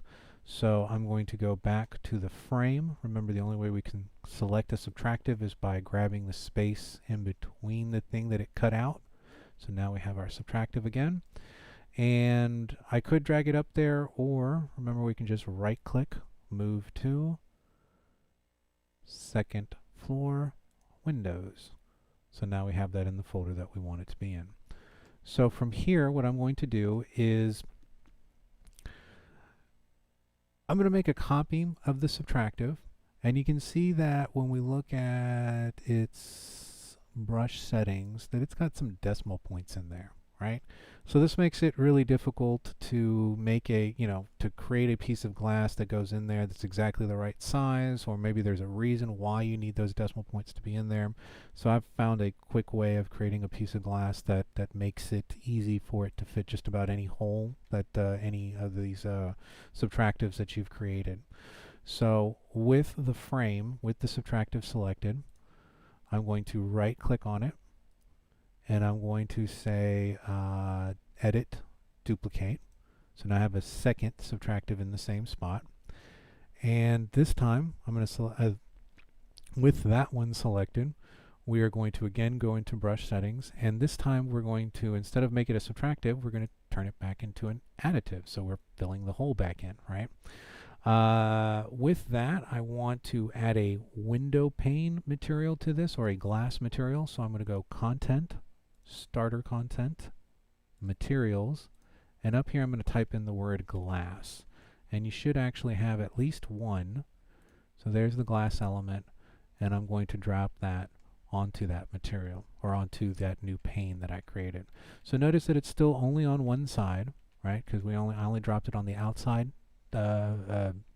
square for the geometry, not on the inside square for the geometry. So I'm going to grab it and I'm going to place it in here as well. So now we have a actual window pane inside of our glass, but if we slow down and we look at the frame, we're going to see that we get this weirdness where we're sort of like, that doesn't look right.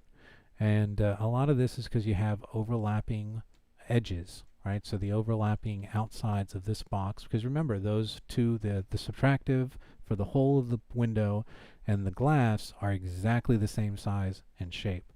So what I do is I grab the one that's the glass, and I go into its brush settings, and I make it 1 unit smaller.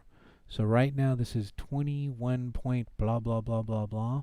I'm just going to go in there and get rid of the 1 and make it 20. And for the y-axis, instead of this being 300, which is a round number, we'll make it 299. And instead of the z-axis, we will now grab this and make it 199. So everything is now one space smaller than what it was. So now we're starting to see the bottom frame down here, right? And if we had this right, we would probably see everything else. Now, the other thing obviously is that the glass cannot be bigger than the frame of the window, right? So we're going to have to take this and create the y-axis, or I'm sorry, the x-axis, and we're going to have to let me make sure I got the right axis before I start moving stuff. See how the x is pointing out this way? So that's the axis that's in that direction. So that's what I need to want to make a little bit smaller. All right, so now see how the window pane is now sitting within the frame of it. That's off a little bit. It's not right in the center, which I guess you can fix if you are really, but not always does the glass sit in the middle of a window frame. So there we go. So now we've done a pretty good job at the bottom, right? If I go into the subtractive and I go and grab, let's say, the concrete material to make it look like the wall, I can drop that on there, and it looks like it's sitting on, but we're still getting this funkiness over here on the side. So, oh no, that's just the glass seeing the glass. I can actually see the subtractive behind it. And let's add so now we can see the edge of the wall. And it may be this side. See how we're kind of seeing through it there? Let's see if we can drop that on there. And yeah, so we're having a bit of an issue this way. So what I'm going to do is I'm going to look and see what axis that is. That's the y-axis. And I'm going to go grab the pane again. And I'm going to see if it may be shifted. Maybe I have a bit of a space. See how I have a bit of a space over here on this side? And when well, it's going to take really long to get there by 1. But we can see that here, it's actually overlapping into the wall. So I need to grab this and I need to shift it over to the right a little bit. So then that way it's proper. Now I am moving it at a series of 1. So shift it over a little bit.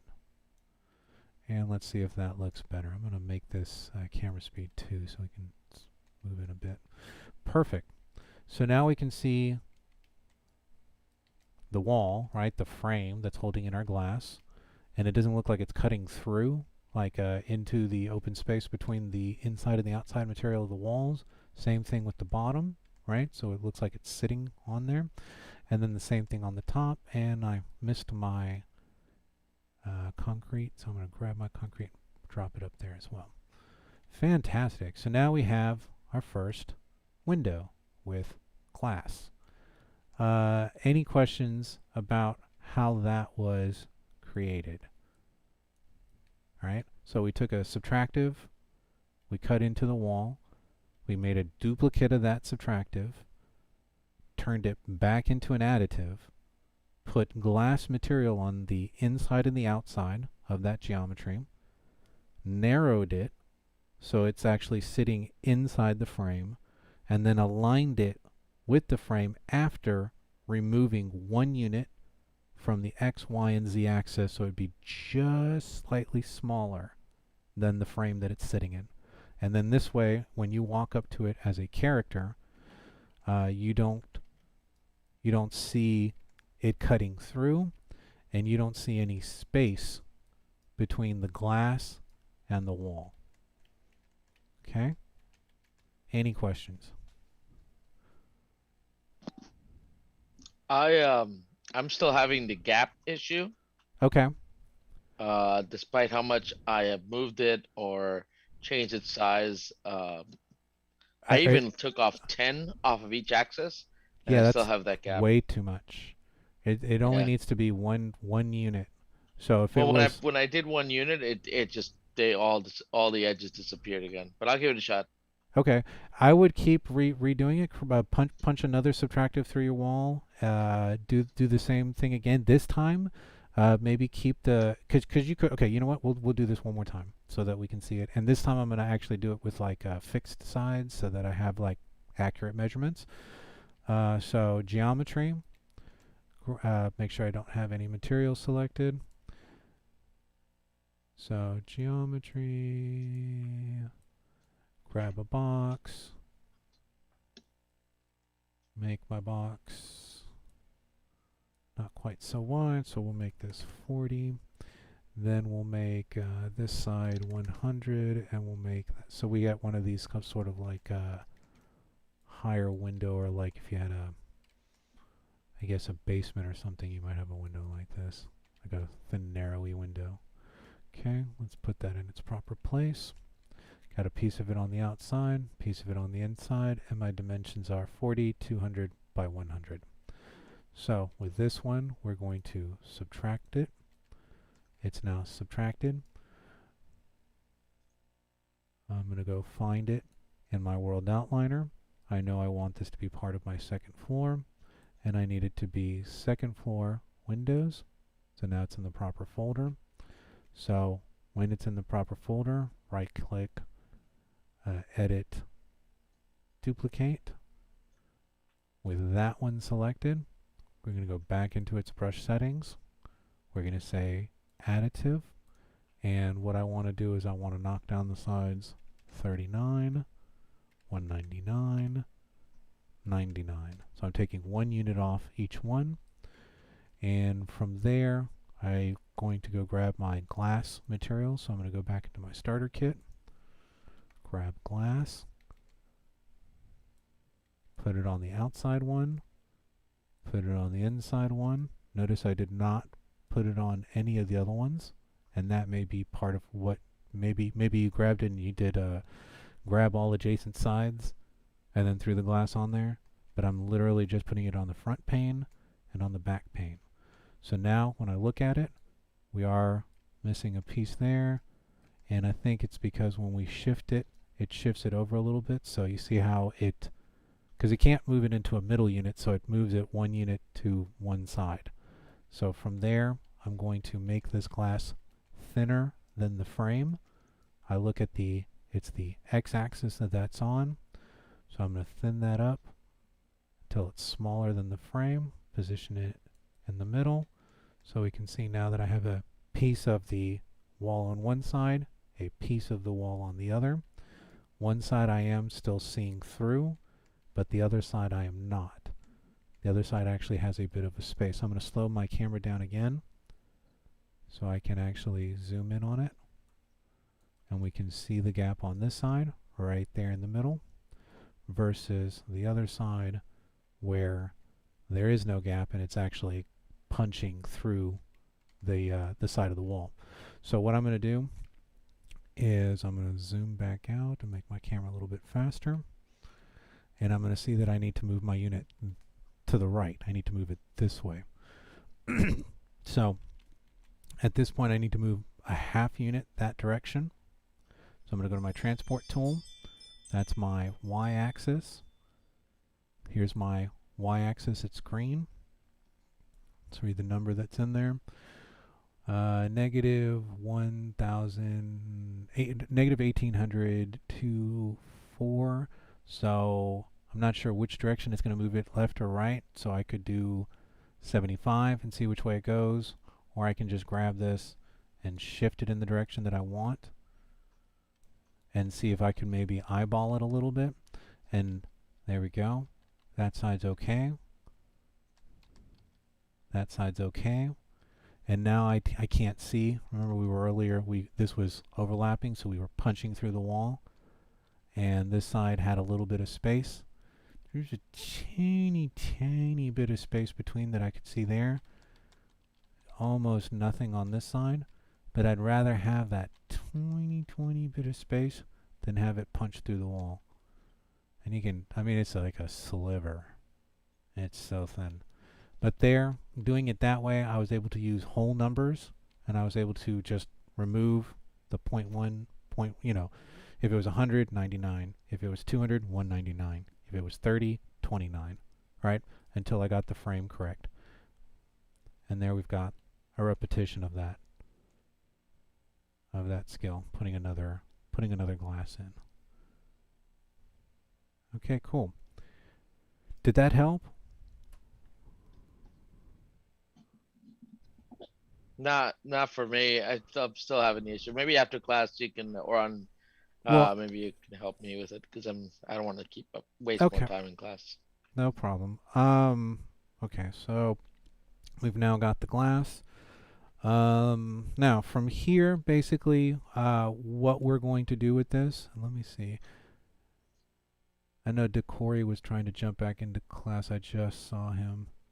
Maybe he can come back in, or maybe got tired of waiting. Whenever you guys see that, if you see somebody trying to like come back into the classroom on the Zoom call, let me know, and I'll see if I can pay more attention to let them in.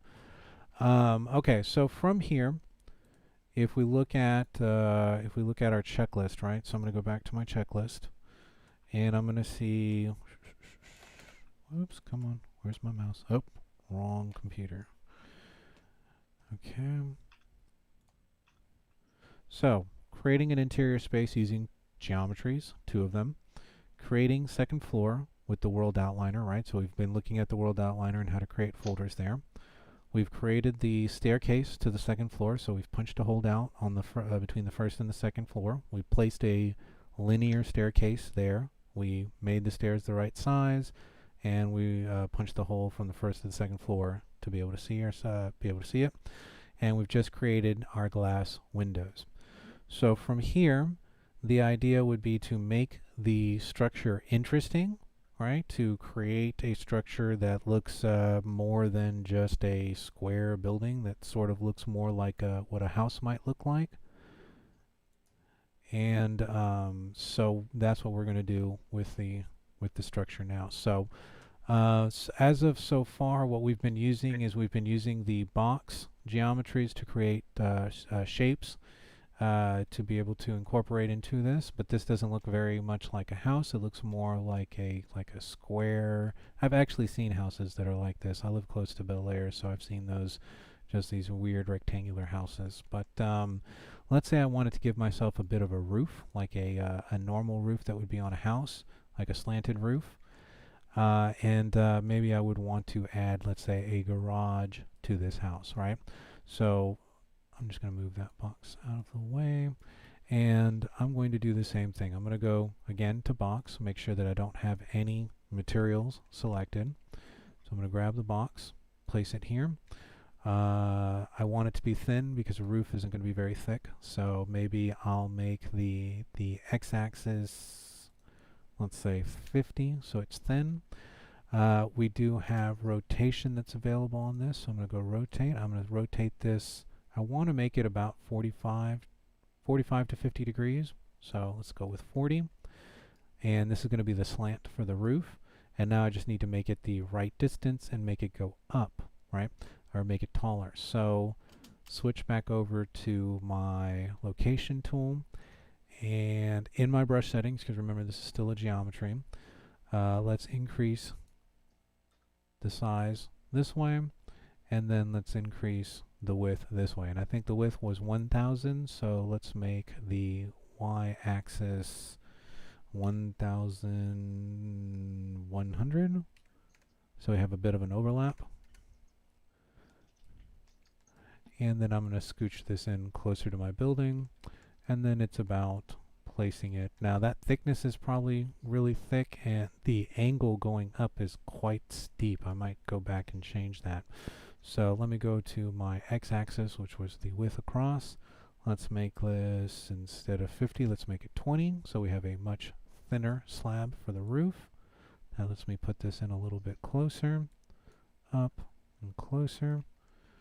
And at a 40-degree angle, that's going to be a pretty steep roof. And the other thing I'm also seeing is that I'm not even to the halfway mark with this, which means this is going to need to be even bigger before I make the duplicate to put the other side in.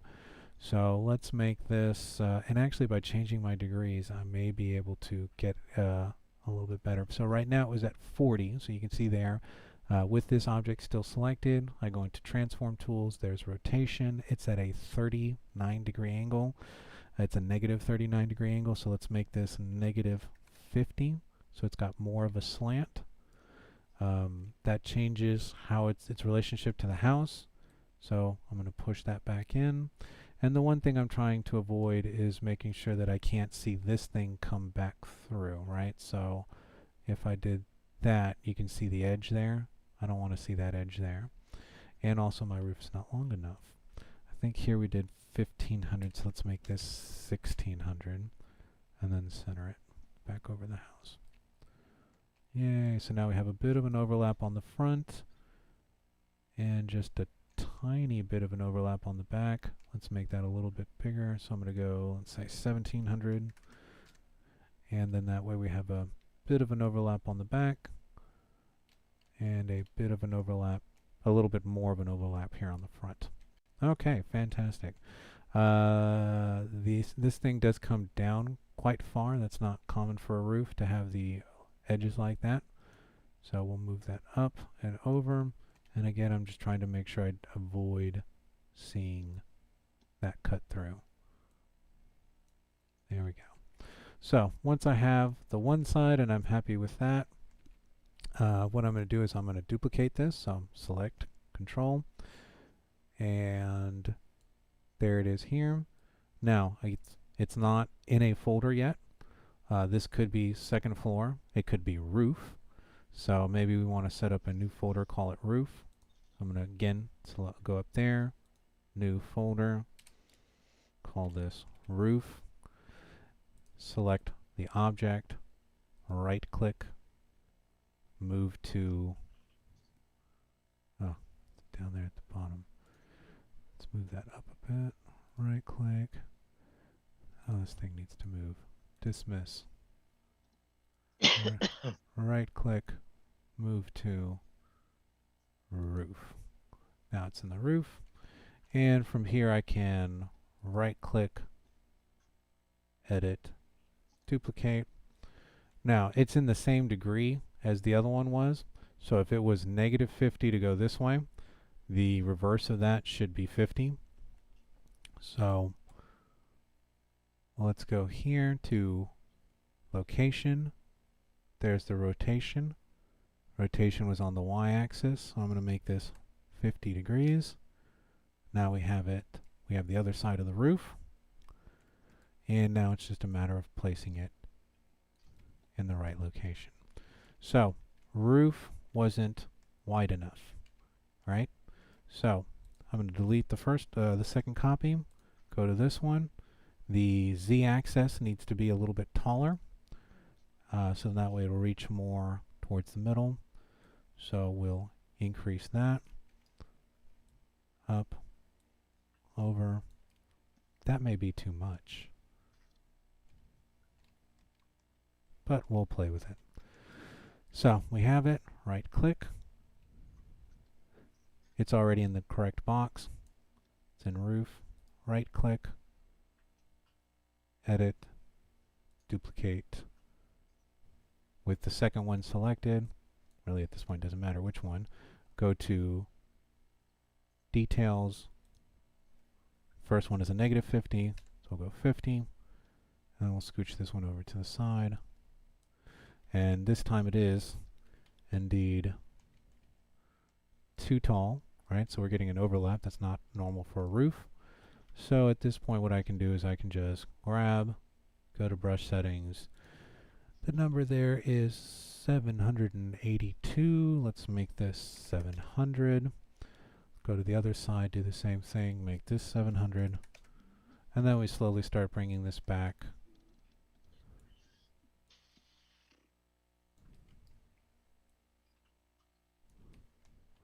Gonna make them touch up here at the top. Make sure that it is actually indeed touching the side. See, we've got a little bit of space here. Got a little bit of space there. So as a unit, with both of them selected, so I'm going to hold Control, so you can see that they're both golden outlined. I'll push them both down, and then scooch them both over to the right a bit. Again, checking. Let's bring that down a bit more. Let's bring it back over this way. And then you're just going to finesse this in.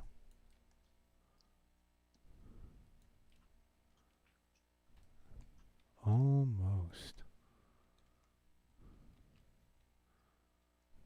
Maybe if I reduce the angle a little bit.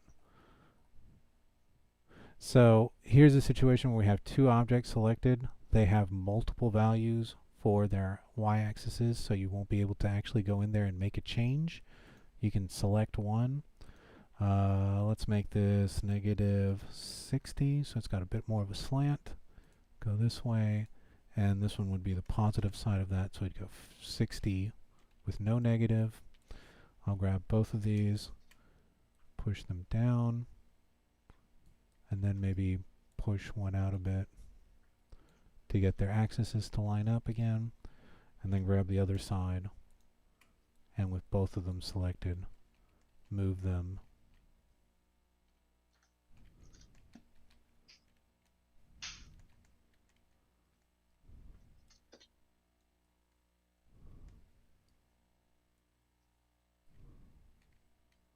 Yay, that's not that bad. Okay, we have a pretty cool little roof there.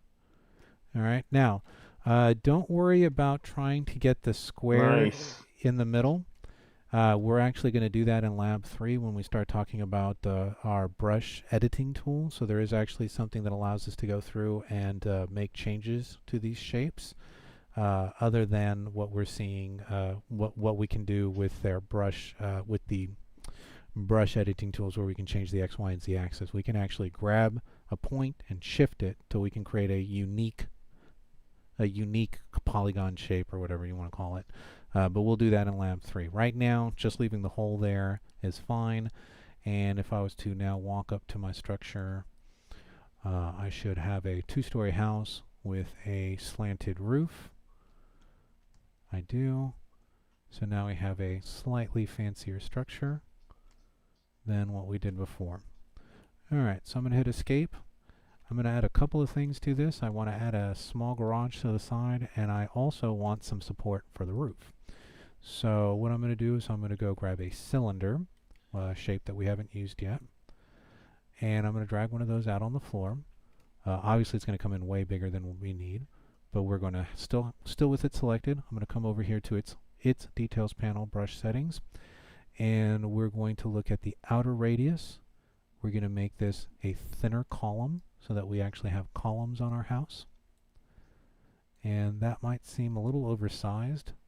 Maybe if you had like a government building, or if it was a building from Rome or something, right? They might have some really thick columns on the outside. But most of the structures that I've seen here are at least, United States, Texas architecture. Houses have much thinner columns. So I'm going to go here, make my column thinner. Now the other thing I can also do is I can change the number of sides that this has. So the more sides it has, the more round it will become, the more it will tax your system, because each one of those now has to be counted as a side. So now this thing, instead of having 8 sides, has 137 sides. You have a couple of those columns, and now there goes your processing power. So you're going to pull that back out. Neat, you can actually drop this down to 3, so you can have a triangular column if you wanted. A square column if we add 4, I guess. Let's go to 4. That would give us a square column. And then anything beyond that starts getting a little bit more round, a little bit more round, a little bit more round. 10 is probably good enough. If you have a nice material on there, that actually would look pretty decent at around 10, and it's not going to be too much for your computer to ask. From there, we obviously need to make it reach the top. So that's going to be the z-axis. And again, I'm going to pull the object out and then see that it actually reaches the top here. So let's make this, let's say 620. And then I'm going to see that this reaches up here. Now you may have a piece of this come through. I can actually, again, Project 3 will talk about how to shape these things a little bit better. But for right now, as long as it's touching the floor, which this one is not, let's go make this 650. You know what? Screw it. I'm just going to make it 700 and have some of it go into the floor. Okay. There we go. So that's close enough for that column. So once I have the first column, I can, same thing, maybe I want this to be, maybe I want some marble. Let's do some marble columns. I'm going to have a fancy house. So I'm going to type in marb for marble. There's marble rock. I'm going to select one side, details panel, select all adjacent surfaces. Because remember, there's 10 of those things on there, so unless you want to do that 10 times, that's going to be the easier way to make sure it goes all the way across. I got some fancy marble. And now what I'm going to do is I'm going to make a couple of copies of that column, right? So I want the whole roof to be supported that way. So Control C, Control V, drag that one, because this one's already an appropriate height for it, so I just got to place it. So with this one selected, Control V, Control C, Control V. This one will make taller. Okay. And remember that if I want them to be on either side, the door is about right there. So if I put this one over there by the door, that's going to be blocking the door. So maybe I'll move this here. Let me see if I made one tall enough. Yeah, it's tall enough. And then Control C, Control V. And then we'll put another column right there. Let's see. It's kind of in front of the door. So I'll just move my door.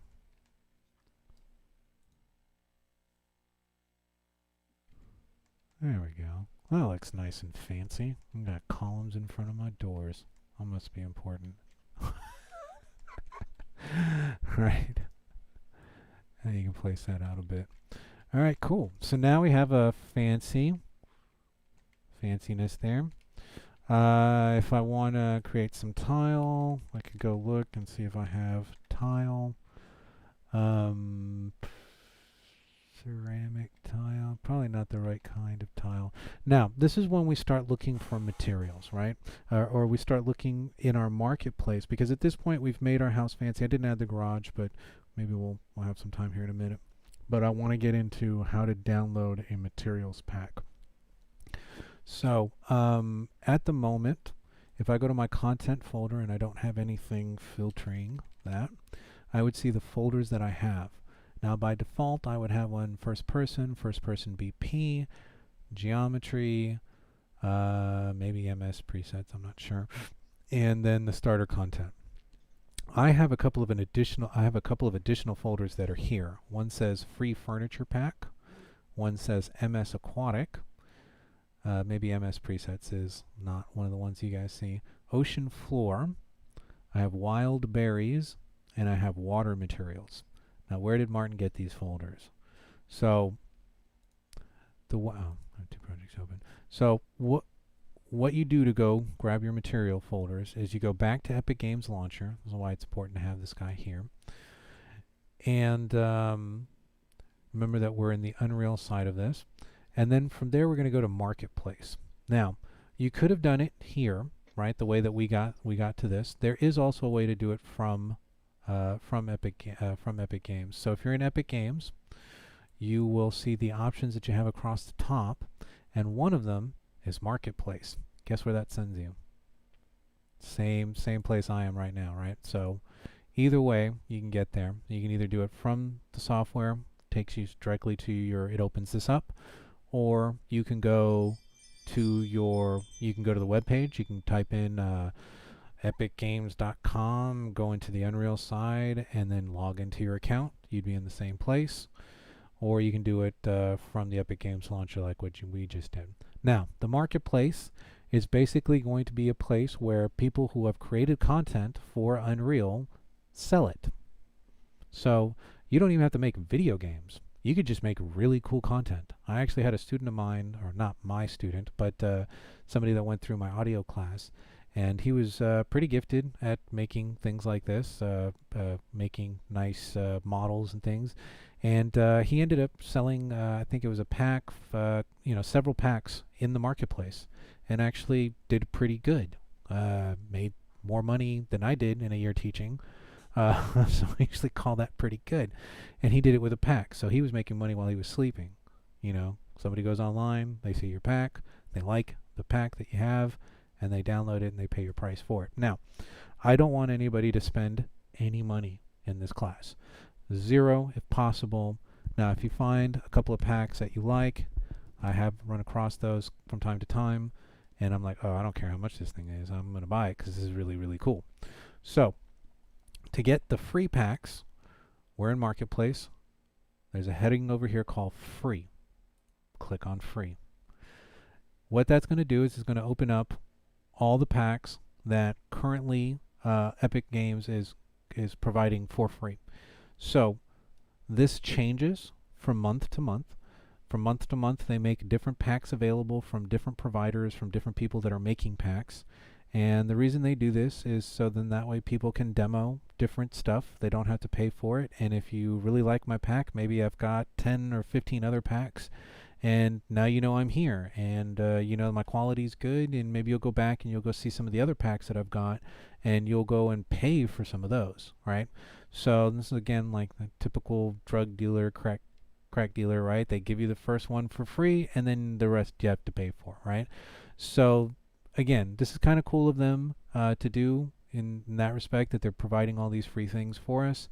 And what you do to get these free things is that you find the pack, and you'll see, and I actually left a couple of these, so you see all mine already say owned, right? So these are the ones that I've already downloaded and I've made available to me. So I'm going to go to the second page because I think I did leave a couple of these that I did not download, so I could do this as a demo in the class. There we go. No, that's free. Owned, free. Here's one that I don't own. Here's where they start. Okay. Add to cart, add to cart, add to cart, add to cart, add to cart, add to cart. That's neat. Let's say military boxes. This is a anvil and stump. Add to cart. Burnt paper. Add to cart. Chopped wood. Add to cart. Now there is, I think, up to 50 different things. It keeps a tally of them up here, so you can see that I've got 9 of them right now. I'm just going to go ahead and download, or go ahead and grab these. Ooh, spline area meshes. Nice. I don't even care what these things are. Oh, I guess I already own this one. So that's where, I guess, because I do this once a month. I just go and see however many free ones they've got, and I just download everything. And that's why my vault is super huge, because I've been doing this for several years now. So I have tons of these things that I've gotten for free. So once I've gotten all the free ones, where I've lifted this up to about 50, and it says you can't put anything else in your thing, what you're going to do is go to your shopping cart. Notice that my checkout price is 0. You still have to check out. They still make you do it. So we're going to go to checkout.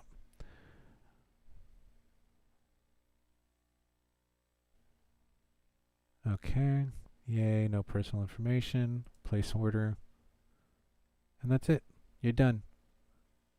You'll get an email saying you just purchased all this stuff for $0. And then what you'll see is in your library, underneath your vault, you will now have access to those packs here, right? So you go to Marketplace, you go to Free. Computer's being a little slow. Come on, Marketplace. You go to Free. You download everything you can, right? Everything you want, anything that's available for free. They also have stuff over here which is discounted. Sometimes stuff is discounted instead of being given for free. Download everything you can, and then purchase it, right? Or buy it for $0. And Excuse then, me, sir. yes, Do you know how much space it takes up? this does not take up any space on your computer. Okay, thank you. I was just about to get to that. But the good question. I'm glad you guys are thinking like that. So what ends up happening is that this pack is on the Epic Games server, right? And what they do is you now have access to it because, quote unquote, you've purchased it, right? So that showing up in your vault doesn't mean it's on your computer. You'll actually see here, because I did download some stuff earlier, and what I want to do real quick is I want to actually go through my filtration system. So there is, because I do have, and you can see that you end up with, I mean, like I said, several years of doing this, right? So I have several years of packs. And maybe I'm looking for something in specific. Maybe I'm looking for a tree. So I can type in tree over here on the side. Tree, wrong mouse. Did that not go through? Tree. There, okay. So now it's showing me, and it shows me anything that might have the word tree in the title, or might have tree as an element or something like that. Let's say I'm looking for, because we're gonna end up looking for furniture packs, stuff to decorate the inside of our house, and then stuff to decorate the outside of our house with, right? So I'm gonna look for, let's say, grass. Okay, so these are all the packs that Martin has downloaded, or not downloaded, that are available to me in my vault here. So now, from these, well, this one is queued. This one hasn't downloaded yet. So let me go to, let me see one of the ones, I think it was the water pack, because we are going to need water or a water material. So of these three, when I go in here and I type in water, we see that I have one in my vault, which is for instant swimming, which makes a character swimmable. I have an environment called a water mill environment, so looks like an old school water mill. And then I have water materials, right? The materials are the objects that we've been placing on our geometries to make them look like bricks or concrete, right? So those are what materials are. Now you'll notice the one of them says create project. One of them says add to project, and then has this thing like still blank. And then the other one says add to project, but this thing is full, right? See how it's yellow and the other one is like grayed out? So what this means is that this one, I can't add this to an existing project. This actually needs to be its own project, and then I can do a file save as, and then, you know, convert it into my own project, because to make a character swimmable, there's animations, there's a bunch of stuff that's going into that character that would be more difficult if you added it to a project than for them to open up a project with a working version of that thing, in this case a swimmable character. And I've had jetpacks, like I had a jetpack one that did the same thing. It wouldn't let me add it to a project. I had to create a project, but that's why. Now, the other thing I'll also notice as I'm hovering around here is I can hover over this little eye, and that little eye tells me what version of the software or what version of Unreal this pack will work for, all right? Now, you'll notice that 4.27 is there. I was actually very surprised that this has 4.27. That means the people that create this pack, instant swimmable water, have done the update for 2.7 and have made it available to you. right? So this software will work, or this one will work from 4.24 all the way to version 4.27. Now, I slide that over to the water material, and this one only works from 4.26 to 4.13. So if I was in a project, or I had started my project in 4.27 and I tried to download this pack and put it into 4.27, it wouldn't take. Right? It won't even let you load it. It won't let you download it. It won't let you move it from your vault to your computer because it doesn't see a project that it can be added to. And then the last one, we'll just for fun, we'll look. So this one has gone 4.27 all the way down to 4.28. And I'm seeing that a lot more now are starting to see, I'm starting to see the 4.27 there. That means people are starting to do updates to their packs. So anyways, so if I wanted to add this to my project, what I would do is I would hit add to project. From there, it'll open up this window and it'll say, these are the projects that we see that this pack will work for. From there, I select the pack or the project that I want it to work in. This happens to be the project that I'm working in right now called Test 4.26. And then I would click add to project. Now I'm not going to do that because it's going to slow down my bandwidth, and we were already having a problem earlier in the class with slow bandwidth, right? So I'm not going to add it. If I did click add, it would all of a sudden, we would see this thing down here and it would say, and you would start to see a bar move across, because what it's doing now is it's taking it from the server on Epic Games and moving it to the physical hard drive on your computer. So when you add a material pack to a project, it's taking that stuff from the cloud and moving it to your hard drive. Now, when you do this, you obviously want to make sure that you have enough space to be able to move this into your hard drive.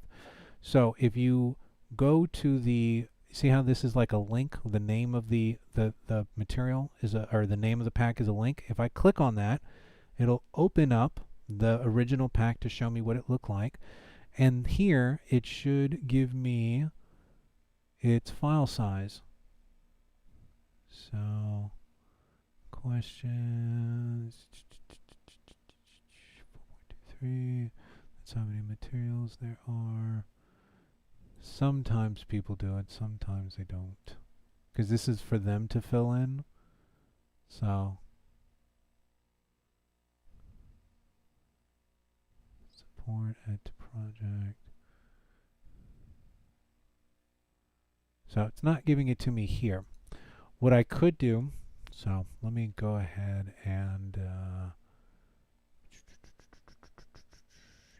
now the other thing I guess you could do is obviously you're going to be going through and you're going to be clicking on things and you're going to be downloading them, and it's going to set up a queue, meaning that you're going to click on the first pack, download that, then I'm going to keep looking, I'm going to download another pack, but if that first pack's not finished, that second pack is going to wait for that first pack to finish, then it's going to start downloading itself, right? So if you do have downloads, you can come here to the downloads and you can actually click on it and watch the speed on this. I'll just push play, and then you can see that it's starting to re-download the asphalt pack. I'm going to stop that real quick, and there's my file size. So I have downloaded 14 gigs of 22.2 gigs. Wow, for asphalt. And those are just asphalt materials.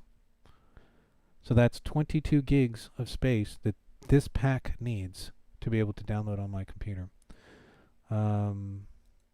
Oops, I hit cancel installation on that one. But some of these things can be pretty weighty. So you do want to definitely see how big the file sizes are before you start downloading it, because some of these things may be ultra high quality stuff that's meant for film work for people that have computers with 7 terabytes of RAM, where we're not quite on that level. So low poly stuff or hard, folders that don't have quite as much weight to them. Now, let's say you're working on a project and you finish working on that project and you don't need those materials on your desktop anymore. Well, once something has been added, like this water materials pack is already on my computer because I can tell it is. Now, if I click there, I can then also remove this from the local content, right? So what that means is that I can remove it from my hard drive. I still have a copy of it available in the cloud on my Vault, right? So if I want to download it again to my computer and add it to another project, or download it to another computer and work on it, I can do that. So what this does is downloads the materials that you need while you're working on a project on that computer, and then when you're done with it, and you're not working on that project, you can remove those materials so that they're not taking up all that space. As we just saw, 22 gigs for Asphalt. That's ridiculous. I think that's why I downloaded it, because it was so big. And I think that's what was slowing us down on the broadcast earlier. So now we see Unreal Engine, Marketplace, Marketplace free. Once we get to Marketplace, free. Add stuff to your Vault. Purchase it, quote unquote, for $0. And once it's been purchased, it'll show up here in your library. And then you can filter through, like I did here, like I'm looking for a specific term. Or I can also go by categories. So by deselecting all of them, nothing has been filtered. And in this case, maybe I'm looking for furniture. So what I might do is I might look for either underneath environments, or I might look underneath props. So if I go underneath props, I can see that one of the packs that I've downloaded is indeed called Free Furniture. I can see that it's already on my computer because this is filled in, which would allow me to remove this content from my computer, which means that it's actually here. And then if I needed to download any other prop set, I would go find it. Like here is, this is a cool one. This one is for sports. So I have a tennis court or basketball court, or basketballs or tennis rackets or whatever. I can select first, make sure that it works with the version that I'm using, right? And then from there, try to see how much space this unit takes up. Like I said, sometimes they'll give you that information here. Sometimes they don't. And if they don't, click the Add To, go to Downloads, and then you'll actually see when you start doing the download how much the file size is. If you don't like it, hit Stop, and then remove it, go back to here, and if it's highlighted, just click there and hit Remove. So that way it's not taking up space. Alright, so once those packs have downloaded all the way and they're finished downloading, where you're going to find them in Unreal is Content folder, and they should go straight to the root directory of your Content folder. So there's my Free Furniture pack that I downloaded before class started. There's the M Aquatic pack that I downloaded today before class started. Wild berries and water materials. So I already had the water materials downloaded. So those are the ones that I downloaded. So now I can open up the Free Furniture pack, and I can see that there are blueprints. There's a folder called Blueprints. There's a folder called Maps, Materials, Meshes, and Textures.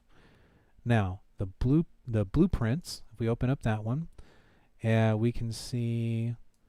Now what this would mean is I'm seeing like dresser drawers, right? Like I'm seeing like dressers or cupboards. These are meshes, static meshes, that already have code added to them. So the drawers probably open and close, if I'm not mistaken on these, right? And we can see that they're blueprints because they say BP, because they've been named that way. So BP bed drawer, BP classic Commode, I don't know how to say that. It's probably a French word. Classic, other one of those. Classic cupboard and modern cupboard, right? So those are what the blueprints are going to be. They look like furniture. You probably drag them out and put them out on the floor, but they do have blueprints attached to them, which means that they do have some kind of code added to them. So I'm going to go back to my furniture pack. Now I'm going to go to maps. Now what the map is it'll actually leave the level that we're in and open up another one if we click on this one. And what it'll do is it'll give us a showcase of everything that's available generally in this pack. So before I do that, before I open up that map, let me go through and save the one that I'm on. So then that way, So I'm going to hit save all here. Save selected. Then I'm going to go save current, which is the level. And then I'm going to go file, save all. And so now I've saved here, I've saved here, and I've gone file, save select all, or save all. So, might be a little bit redundant. I know that this one is only going to save stuff that's in the content. This is only going to save stuff that's in your level. And this one saves everything. So there's a redundant one. But I like doing 1, 2, 3. And then that way I know that I've saved everything. So now I'm going to open up the map for the furniture pack.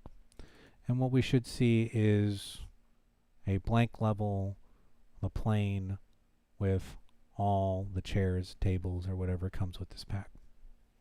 So I'll just give that a second.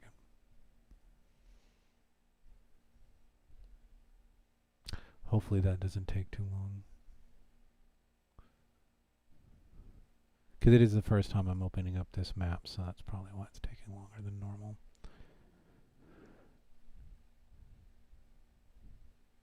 Doop, doop, doop, doop, doop, doop, doop.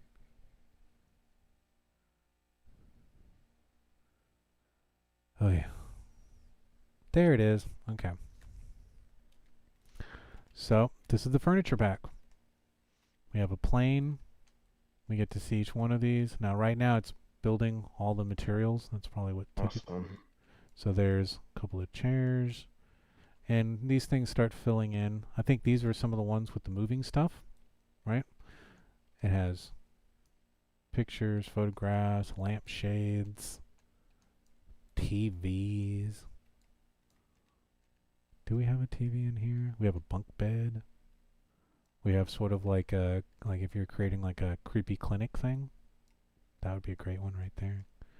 You have bathtubs, toilets, lampshades. Let's see what else is in here. Nice bed. Some backdrop stuff for beds, like the back posts. Very cool stuff, right? Throw pillows.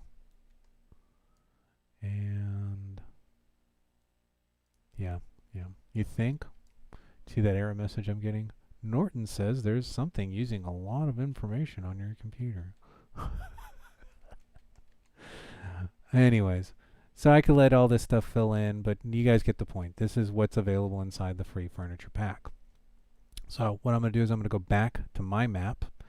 And for those who didn't know where that is, that's going to be first person BP, maps, so first person blueprint, maps folder, and that's the level we were working on, first person example map. So we'll double click that, and since it's already used to all the materials here, that loaded up really quickly. All right, so let's go start grabbing some of that stuff and adding it to the inside of my house. So free furniture pack. So that was maps. Materials would be the skins that we saw on all those things. You have a couple of extra wood, like some flooring stuff in here. So see how that's like the oak? Maybe I want, and these came in with the new packs. I guess that's kind of the same. Ooh, that's kind of trippy. Let's see what other stuff we've got. So you can do some pretty cool stuff, especially now that you have more material packs, right? Let's go back to wood floor. That's not wood. What is this? Oh, it's weird. Let's go back to wood floor. Okay.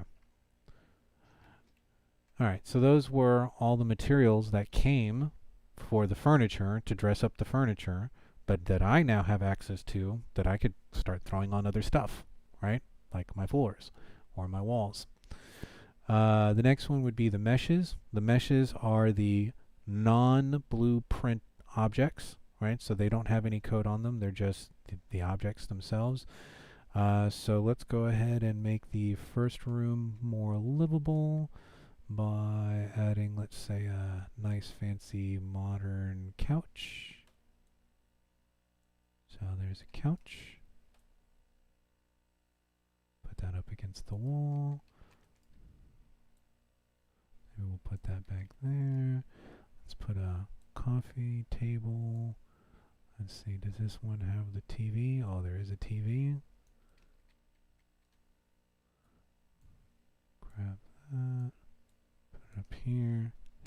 again so it's on the table.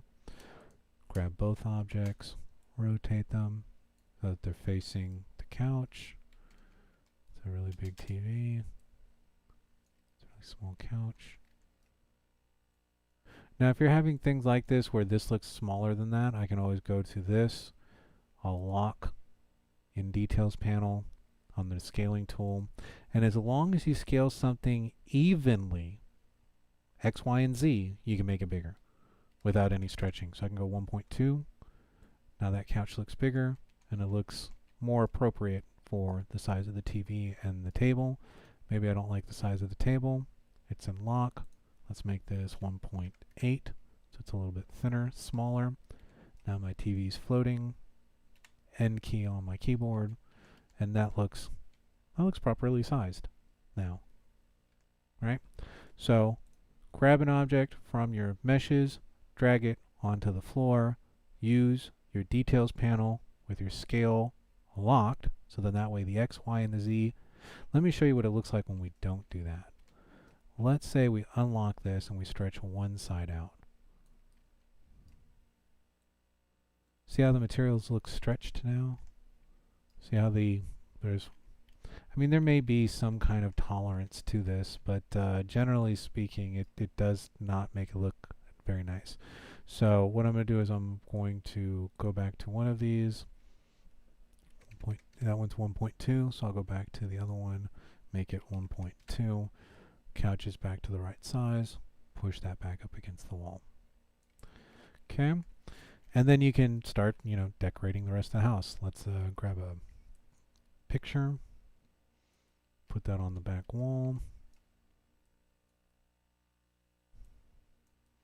Let's make it a little bit bigger. So I'm going to Details panel, lock it. Let's make this 2. So now it's twice as big as it was before. We'll hang it up a little bit higher. And let's make it feng shui. There we go. Okay. We'll go to the second floor. Second floor should be the bedroom. So we'll grab a bed, rotate it 90 degrees, put it up against the wall. Looks kind of small. I like having a big bed. So let's go 1.5. That might be too big. Right? That looks like now we're inside a really small room. Like the ceiling's got small. So instead of 1.25, let's go 1.3. Let's go 1.2. Okay. That looks pretty good for the room size. 1.2. Push that up against the wall. Center it. I don't know. I mean, at this point, I'm just being an interior decorator. Let's put some side cabinets to this thing. Where are our side?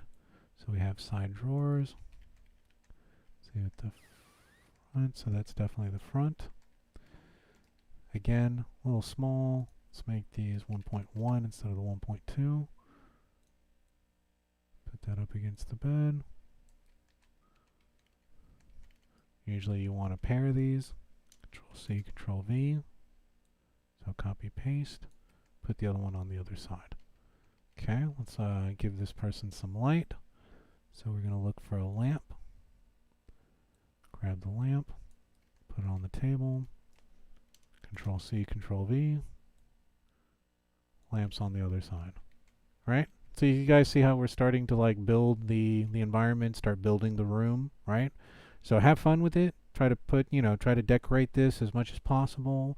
Try to use as many of the materials as you can. If you want to, put an extra, couple of walls in here and make a bathroom and put a door for a bathroom, a door frame for a bathroom.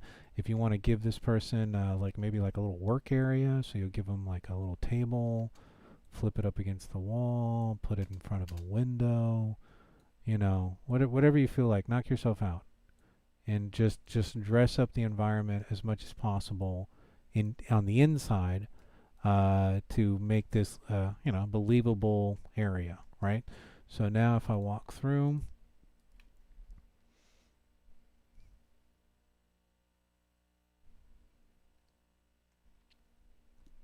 We now have my little living room. I think I can even jump on my couch. Yay, I'm jumping on the couch. Yay, I'm a bad kid, right? Oops, sorry. And I'm tired. Now I'm jumping on, well, the ceilings were high enough I'd maybe be able to jump on the bed. Almost tall enough to get up there. Do some work on my table. Look out the window. Go back, do some work. Take a nap. Go downstairs. Play some video games. Go outside. Right? Yeah, get to the chopper. Exactly. I think there is a chopper you can download. And you can definitely download that audio sample from somewhere and add that to the game for sure. Now, he might come after you for copyright, but you can definitely do it. All right, so now we've seen some decorating of the structure itself, right? We've created, again, we used boxes, box geometries to create the slats for the roof. We used cylinders, modified cylinders, put marble on them. We've got a second floor with windows and stuff inside. You can do rugs, you can do all sorts of stuff. So now let's start decorating the outside of the structure a little bit in the last couple of minutes that we have here. So what I want to do is I want to give this guy or whoever owns this house some grass, right? So that they have like a yard to play in. And so what I'm going to do is, again, I'm going to grab a box. I'm going to make sure that no material was selected, so it's only showing me those gray checkerboards on the outside. I'm going to make the box 5 for the top to the bottom, right? So it's a very, very thin plane. I'm going to hit the end key, so it's now sitting on top of this. And that's a very, very small garden if we were going to do one. So let's make this a little bit bigger. Let's go, let's say, I don't know, 1,000. Nope, not 100. Let's go 1,000. Maybe more. Let's go 1,500. That's 15,000. Watch your zeros. And let's go here. Let's make this 2,000 that way. Okay, so this is going to be the area where the grass is for the backyard. All right. It doesn't look like grass now, but we're going to go back to our content packs. And one of the content packs that you could download would have something to do with trees, maybe. And you go into the materials folders for that. And then you would see if you have anything. Oop, that one's called ground. Let's see. Let's put that on the ground. That one's called ground. Right? So give it a second for it to build, or what it's called, compile the material. And right now we're still waiting. Yeah, I was doing this myself with some materials, and it took a good amount of time for each one. Yeah, especially when it's the first time you use it, it has to like build how the light's going to hit it and all that. All right, cool. So now we have a very tiley kind of backyard, right? So we're really seeing the pattern repeat over and over again in this. Let's see. What I like to do sometimes is maybe I can go in and change the tiling of this a little bit so it's less noticeable. The other thing I might do is sometimes rotate that a little bit, so that way you don't quite see it as squares. It's like more diagonal going across. You can also go through and we can get into the material of this. So the only thing that's dangerous about doing this, if you double click, you can actually go into the material and you can make changes to the material itself as far as how it's what's called UV scaling or scaled into it. It all depends on whether this has the right stuff for us to do this with. Brightness, height. There it is, tiling. Tiling. So right now it's at a 0.4. Let's increase the tiling. And you will have to save that before it applies it to the outside. And you can see now that it looks more tiled, right? It actually got worse because we increased the number of tiling. So we went from a 0.4 to a 0.7. So let's see if we can drop this to 0.1. And then we'll have to say hit save, close. And now we can see that the material is bigger, it's less tiled, right? And it's harder to see the pattern in it, right? So that's a nice material, but this would be more like a forest floor as opposed to a garden like somebody's green grass. So I'm going to go back to content. I'm going to just type in the word grass, and it should by default show me any materials that I have anywhere in any folder that are in the content, that are inside content with grass. So there's one called mground grass.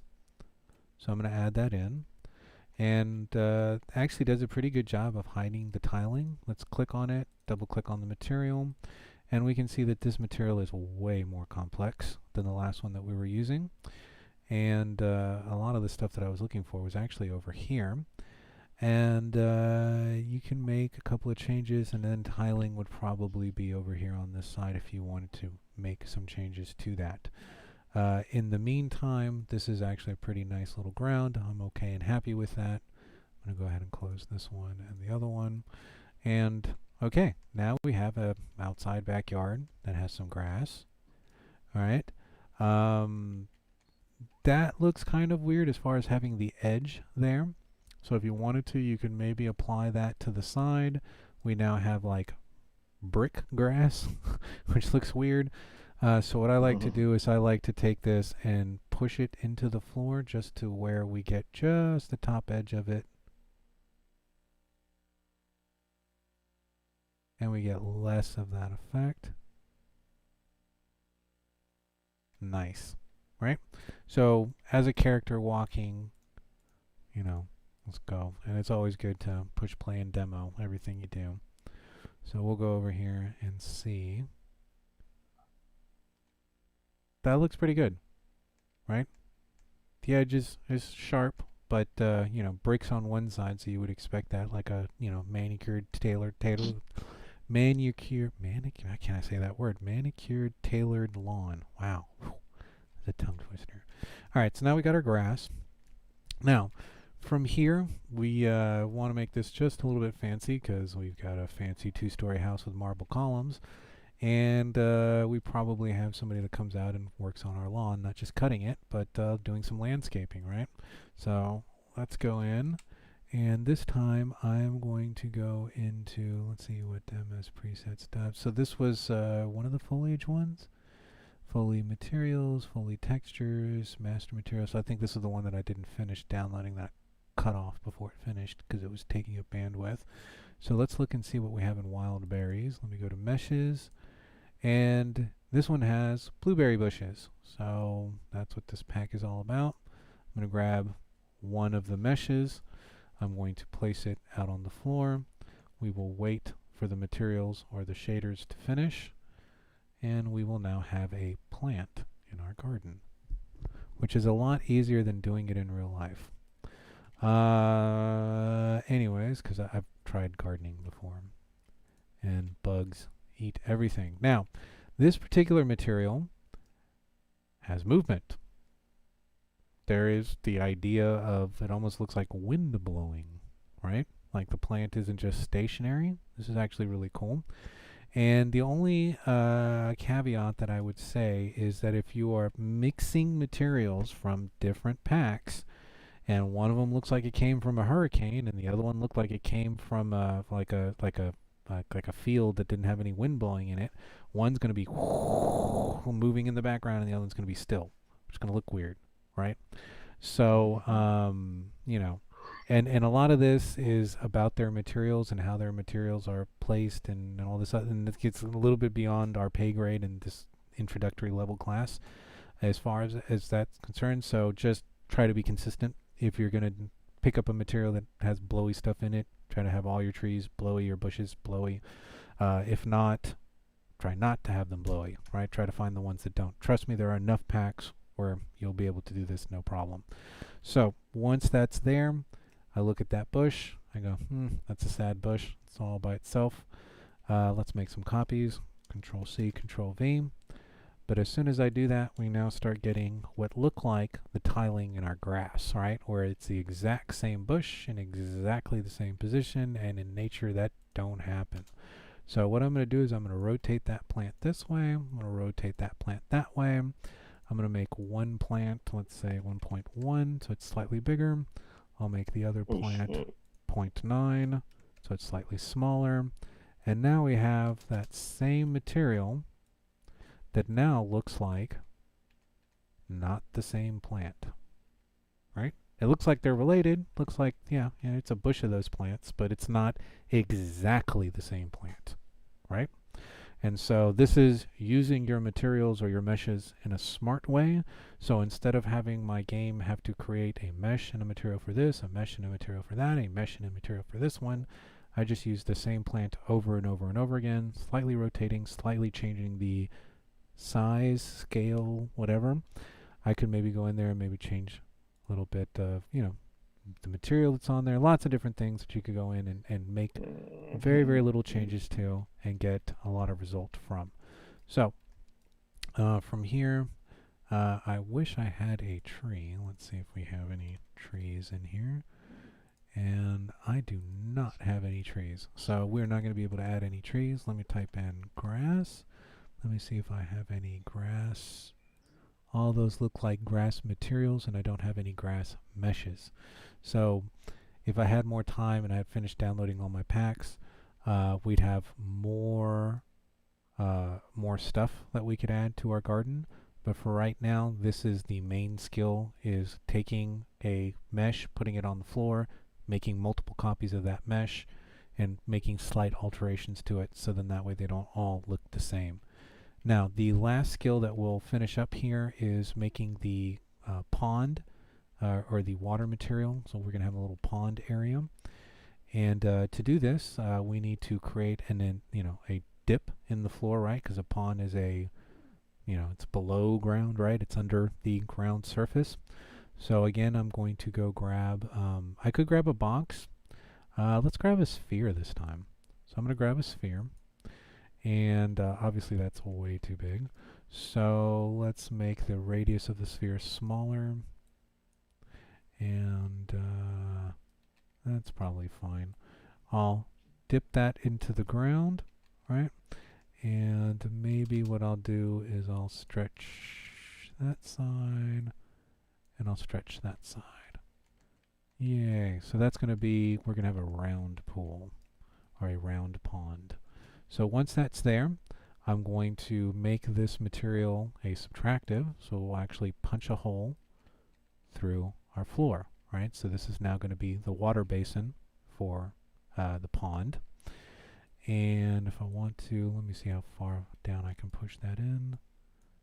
That's probably, let's make this wider that way, and then I'll push that in a little bit. Now, I pushed it in far enough that we have a bit of an edge coming back up. That's not going to look nice, so let's make it at least where the halfway mark is, so it looks like it bevels into where the water would be, right?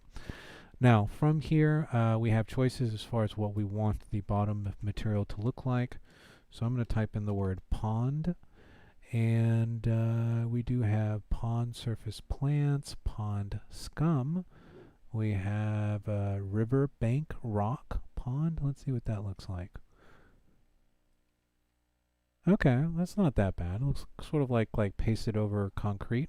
So I'm going to select one of those sides. I'm going to say select all adjacent surfaces, drop that on one, and now we have the base for the pond, right? It's a little geometric, but we're going to put a water surface on that, so that's going to be fine.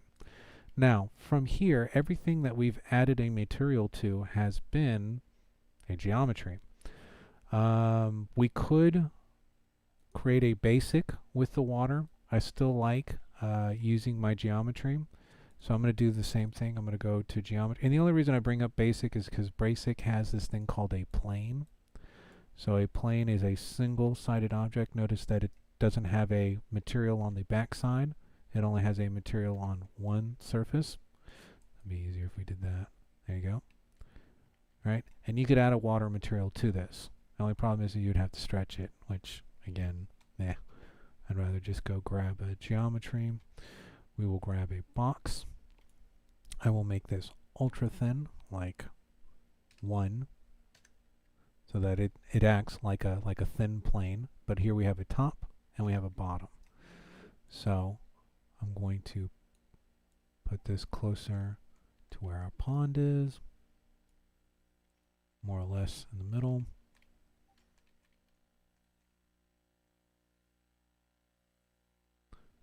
Drop it below the edge of the pond, and then I need to make it extend to the edges, right? So with it still selected, brush tools, expand it out till I reach the edge of the pond, expand this out till I reach the end of the pond. That is going to be our water surface, and looks like we're in a drought, so I'm going to bring the water surface up a bit. Oops, not the object itself, but the surface. Okay, let's drop that back down just a little bit. Okay, and I think when I moved the thing, it made it a little bit bigger, or it changed its position or size. So there we go. Now from here, I'm going to go to that pack that I downloaded, which is water, the water pack. So I'm going to go into water materials. I'm going to go into materials, and you're going to see all these different water surfaces. Now some of these water surfaces actually have movable materials, which actually makes them feel like real water. So let's go and grab, let's say, one of these moving ones, like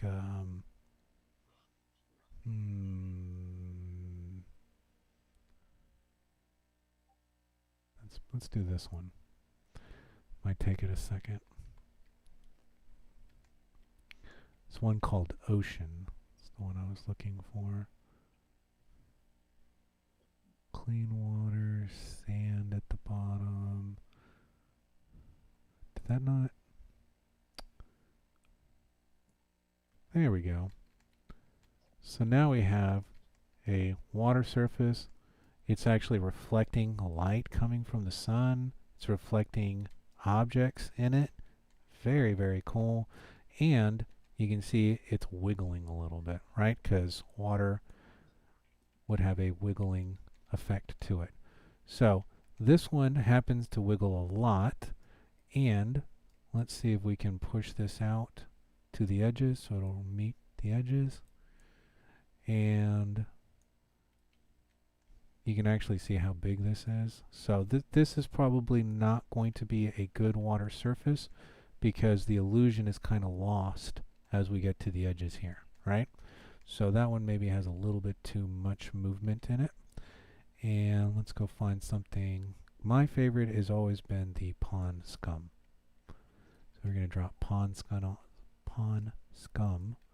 Nice. So now we have a very rich house with somebody who does not take care of their pool. There's probably a bunch of mosquitoes in there.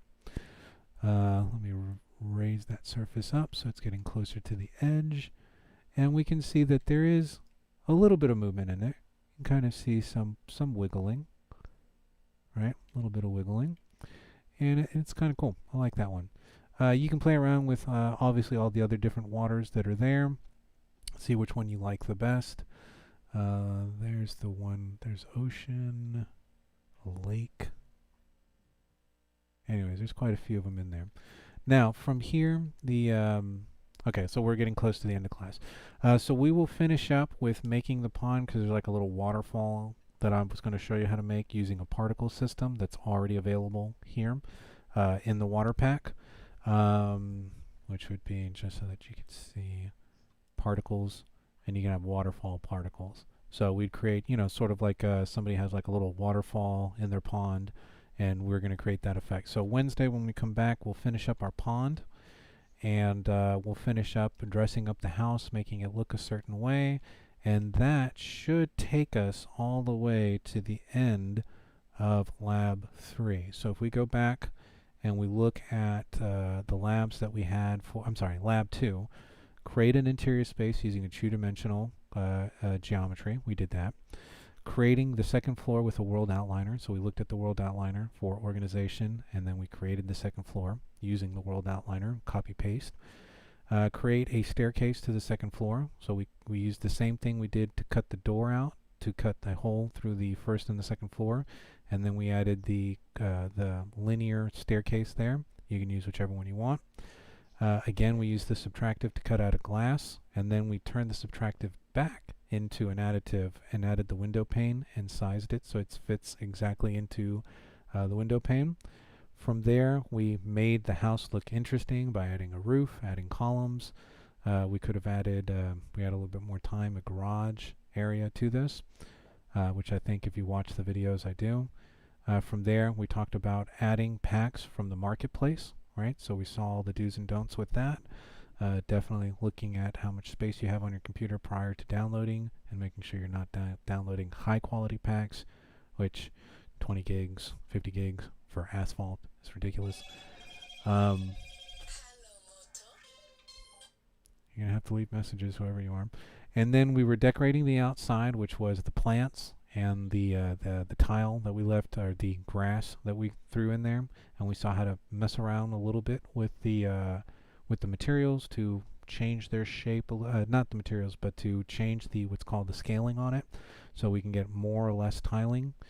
And then we created a pond by cutting a subtractive out of the floor, right?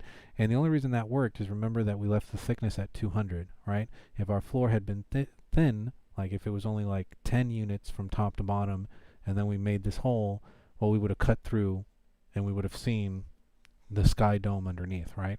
But because this thing, and let me just go back here, because this thing is thick, the floor is thick, right? When we cut out the pool, it didn't cut through the floor, right? So, and then we downloaded a water material pack, and we were starting to change the surface area for that water material pack. So then that way it starts looking like more like a waterfall. Well, the only thing we have left on that would be the waterfall element and the particle system. And then from there, we will have seen everything in class, as well as you guys having the videos here in Canvas to be able to watch them individually and do each one of these on your own. All right, so this pretty much gets us to the end of class today. Watch. So if you go back to this and we say what's expected to do, like Martin, what do I do? Oh, no, not that one. Let's go back home, and it's this one. So for next class, make sure that you have Unreal on your computer and that it's working. Secure all your equipment that you need to participate in the class: headphones, webcam, external hard drive, whatever it is that you need. And then finish watching labs 1 and 2, right? Because we're just going to keep steamrolling through this. All right, so get a chance to watch 1, get a chance to watch 2. Make sure that you get your own version of that project on your computer. Maybe you can't get the video done yet, or you can upload the link. Because I haven't actually gotten all the way through 2 yet in class, so I'm not expecting anybody to turn anything in until at least after that. And then start watching the labs for 3. So if you've already gone through everything 1 and 2, and you feel bored over the weekend because COVID and you can't go anywhere, then there's lab 3, and you can start watching that. As you saw, there's a lot of stuff in lab 3. There's over M number of videos, so that's 13 videos for lab 13. I think lab 11 goes to I, so that's 1, 2, 3, 4, 5, 6, 7, 8, 9 videos there, and you have 1, 2, 3, 4, 5 videos here. Altogether, that's probably well over 3.5 to probably 3 hours worth of stuff easily. And that's just watching the videos. That's not you pausing the videos and then trying to do the same thing on your own computer. So anyways, so you have plenty of stuff to do. Try to work through lab 1, lab 2. If you're ambitious, start working on lab 3. Videos are there for you to be able to see.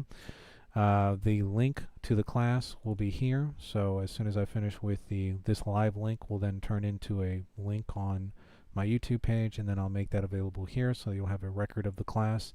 And since I've got it on the right YouTube page this time, which is Green Room Games. This link should be there almost immediately after class, or as soon as I finish helping my last student this afternoon. All right, so that's what to do.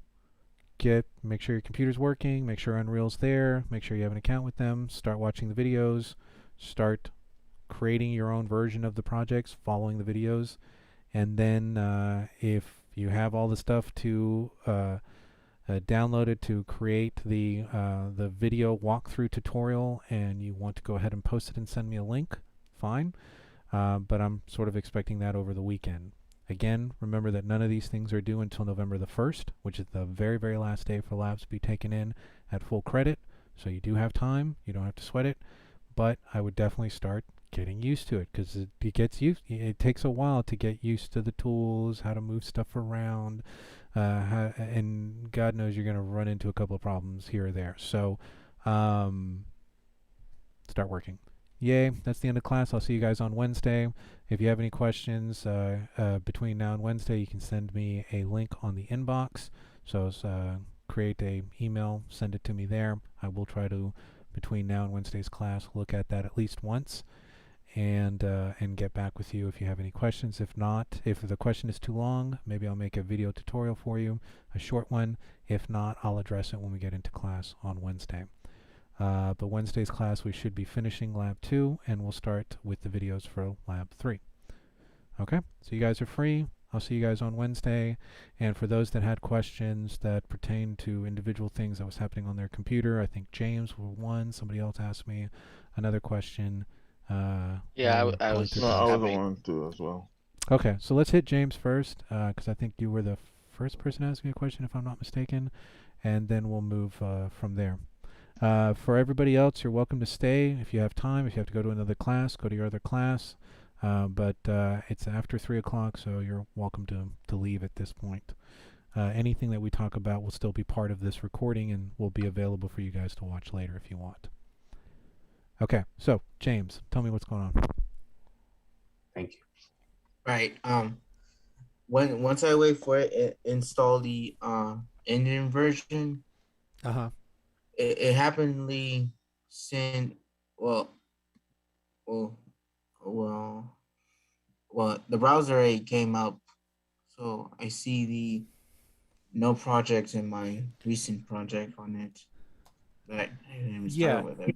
Okay, so what you're saying, let me do this. Let me see if I can't make it available for you guys to share your screens real quick, and then you can share screens so advanced multiple participants can simultaneously. No, I don't want that.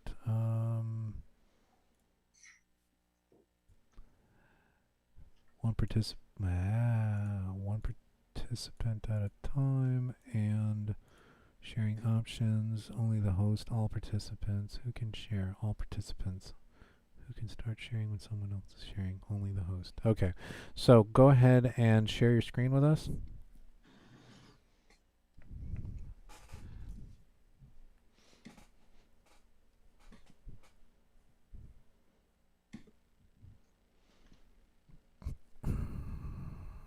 You see it, right? Yeah, I can see what you're looking at. Okay, this is my situation here.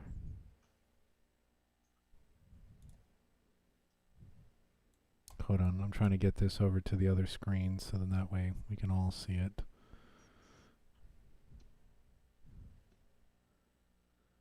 View options. Exit full screen. That'll let me shift it over there. Okay, so it says select or create a new project.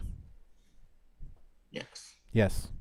This means that you have not created a project at all with the version of the software that you're using currently. Have you downloaded multiple versions of the software? No. Okay, so that tells me that you have not created a project with Unreal yet, and this is why it's not seeing one. So it's asking you, of the 4 things that I can do, which is make video games, help you with film and television, create architecture, or create an automotive product, the one we want to select is games. So you have games selected because you can see the gold bar there, so click next. Okay, from here, this is the first template or page that you see, which is a bunch of templates. These templates are going to give you stuff already set up prior to you needing to do anything. So then that way certain elements are already there. Like that first person shooter and the floor and the walls that we see, those are there because we've selected first person shooter. So go ahead and select first person shooter. And so there's going to be assets that's going to come in with this that are going to give you a first person style game, right? So go ahead and hit next, because that's what we're going to be creating this semester. From here, what you have are the 5 different options that you can do with this game. The first option is whether you want Blueprints plus C++. We don't. We just want, we are not going to make any changes to those 5 options. We're going to leave them alone, but I'm explaining them to you so that you understand what they are. Maximum quality means that your project is not going to be a bunch of geometric shapes. It's actually going to have more, you're going to be able to see light, you're going to be able to see shadows, and that's what we want with this software. So you're going to leave that one alone. Ray tracing by default is disabled because it's going to take up a lot of processing power on your computer, and it's not something that we need for this class. So we're going to leave that disabled. From there, the option which is desktop or console is there because you can make a game for a computer or you can make a game for a mobile device. We are making a game for a computer. That's where our game is going to go, so we're going to leave it as desktop console. We're going to leave that alone. From there, the starter content is all the stuff that, you remember those bricks that you saw me bring in? That concrete? That's coming from the starter content. So if there's 2 options there. One is with starter content, one is without starter content. It's better to have the starter content, even though now you know how to download stuff from the marketplace and you'll be able to bring in your own content. But I leave it in there. Now from there, the 2 options at the bottom is where do you want this to go and what do you want the project to be called. Now, if you have an internal hard drive and you are already running out of space, then maybe you don't want this on your C drive. So you see those 3 dots right to the left of where it says My Project? If you click on that, that will then give you access to your computer, and from there you can go see where it says This PC. Scroll down a little bit. Okay, click on This PC. So it does seem that you have an external hard drive. I see there one called external SSD. Yes. So if you click there, you would now be putting the project there. And I just saw that on your C drive you have maybe less than 20 gigs available, and you have over 300 gigs on your external 1 terabyte hard drive, correct? Yes. So this is where I'll be putting my projects, because as you start downloading packs, that's going to start filling in that space. Right? So so what you want to do here is jump back out of folder, because is that our folder for, is that the folder you created for us, for our project? Yes. Okay, so perfect. I probably wouldn't call it shortcut. I might change the name of that to maybe jump 1 folder out. Like, see up there at the top where it says Game 1306? No, you created a new folder. Up across the top, you see your breadcrumb trail where it says Extreme X and it says Game 1306? You see the arrow that's to the right of that box, to the left of that box? Left. Oh. Keep going left. You're going right. Left is the other direct. Your other right. Keep going. Sorry. Go to the left. Keep going. You're going right. Go the other direction. Keep going. That same direction. Keep going left. Keep going left. Keep going left. Keep going left. Keep going left. Keep going left. Aha! That one takes you a folder up. So whatever your breadcrumb trail is right there, if you hit that button, go ahead and hit it. It's going to take you 1 folder up. Right? So what you want to do is go back to your external hard drive. So on the list on the left-hand side, go to Extreme SSD. List on the left-hand side. Left-hand one. Keep going to the left. Yes. Right there. Extreme SSD. Select it there. You could also have done it from the right one, but there. So pick Game 1306. Select that. And that's the folder where it's going to leave your project. Don't worry about those other 2 folders. Go ahead and hit select. See how it says folder Game 13? No. See at the bottom where it says Game 1306? At the bottom of the window that you're in right now, Game 1306. So that's where it's going to drop your project, in that folder. So go ahead and hit select folder. There it is. All right, so from there, what you're going to do is, you see where it says My Project? That's what it's going to call it. It's going to call it my project. So what you might want to do is here, type in, click in that box, and remove that. Hit delete, delete, delete, delete, all the way through. And what you're going to probably want to call this is your name _ labs. So go ahead and, yep, your name _ labs.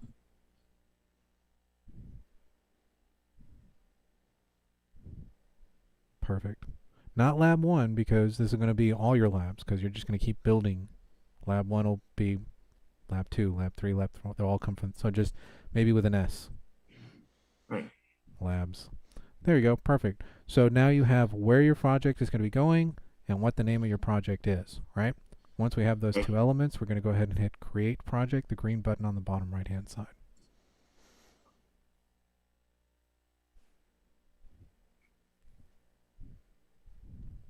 Okay, and as soon as it finished building and bringing in all that starter content, you'll see exactly what we saw. And you should be able to go back to your desktop, because right now it seems like you have quite a few things open, like some web pages in the background, and you have this thing open, right? Right. So go ahead and close. There you go. See how it's opening? Go ahead and close some of these other boxes in the background so you don't have all this extra garbage open. Yeah, close that box, X out of that other box, that one, and then the one at the bottom. Excuse me. Nice. So what it's doing right now is it's creating all the folders that it needs to store the project properly in the folder called Game 1306, and it's calling that folder your name _ labs, James _ labs. Or the way you've spelled it, LABS.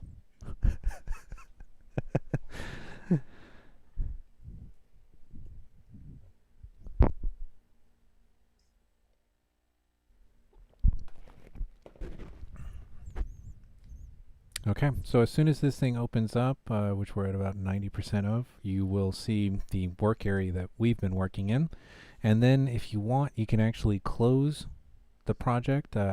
Once you open it, save it, and then we'll close it, and then we'll open it up from Epic Games Launcher, and then you'll see that project's there.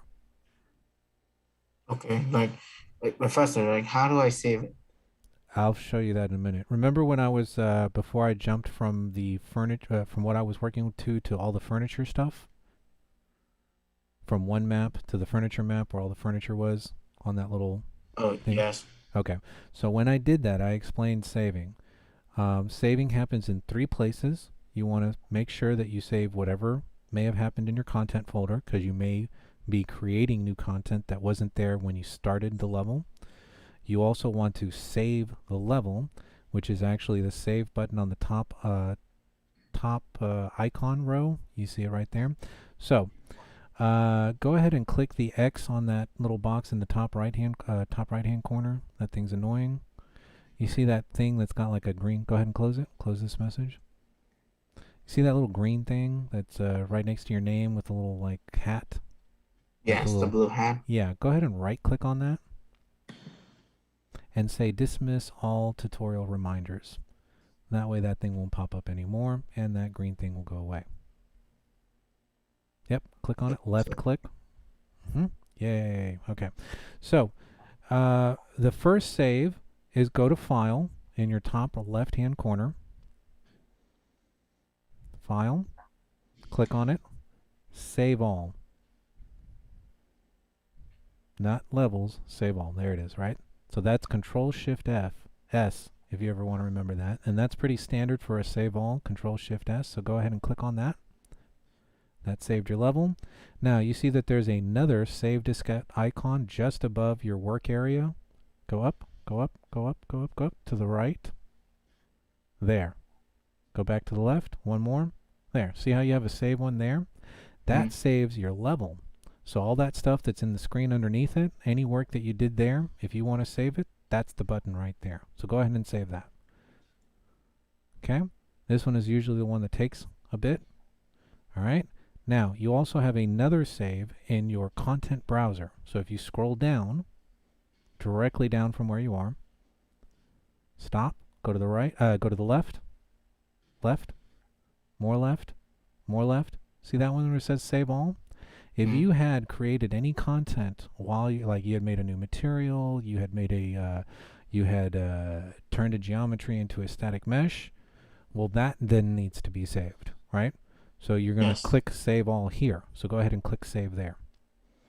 All right, and get used to saving in those 3 places. So before I leave Unreal, I Mhm. do a save all in file, I do a save there for my level, and then I do a save in my content browser down at the bottom. Now, go ahead and go to the top right-hand side of your screen, hit the X, and go ahead and close Unreal Engine. This one? Yep. All right. So we're going to jump all the way out. Now go to Epic Games Launcher, which is in the middle of your screen. Looks like the... Yep. All right, now scroll down. You should see where it says, no projects found. Go ahead and close this, because this may have already been up and it had not refreshed. So now that we've closed it, double click and open it again. So now it's opening it up one more time. It should have refreshed. Go to library. Scroll down. Interesting. Well, in any case, go ahead and close this box real quick. When I first made my project, it took a while for it to appear in there too. And it might be because this is going through their website, so there might be a refresh thing that happens every 10 might be 15 something minutes. like that. So if for whatever reason you're looking and it's not there, if you go to scroll down to the bottom of your page to get your toolbar to show up, and you see that thing that looks like a little folder. Yeah. Go ahead and click on that thing that looks like a little folder. Go to this PC, and remember where we saved it, right? So it's going to be in your SSD drive, the second one, your external. Right, there it is. Double click on the one called Extreme SSD, which is your external. There is a folder called Games 1306, so double click on that. And there is James _LABS. So double click there. And that is actually your project folder right there. So if you double click, if you double click that, that should open up your project. So it may take a while, like anywhere from 15 minutes to an hour for the other one to be refreshed for whatever reason. You may be on a slow internet, because that's actually coming from their side. They actually have all it is a link to where your project is on your computer, which makes it convenient to click there. But you can get to your project from here. And you can see that it's opening it up. And we should be, this time it should open up maybe just a bit faster because it's not the first time that you're making it. And all the folders are there. You can see all those extra folders. The configure, content, derived, data cache, all those folders were created the first time you made your project. This time, they're there, it sees them, boom, you're back in a lot faster. Okay? So that gets you to where we are, and at least now you can start watching the videos and follow along with the videos. Okay, yeah. Okay, cool. So next student, Hamid, I think you had a question, didn't you?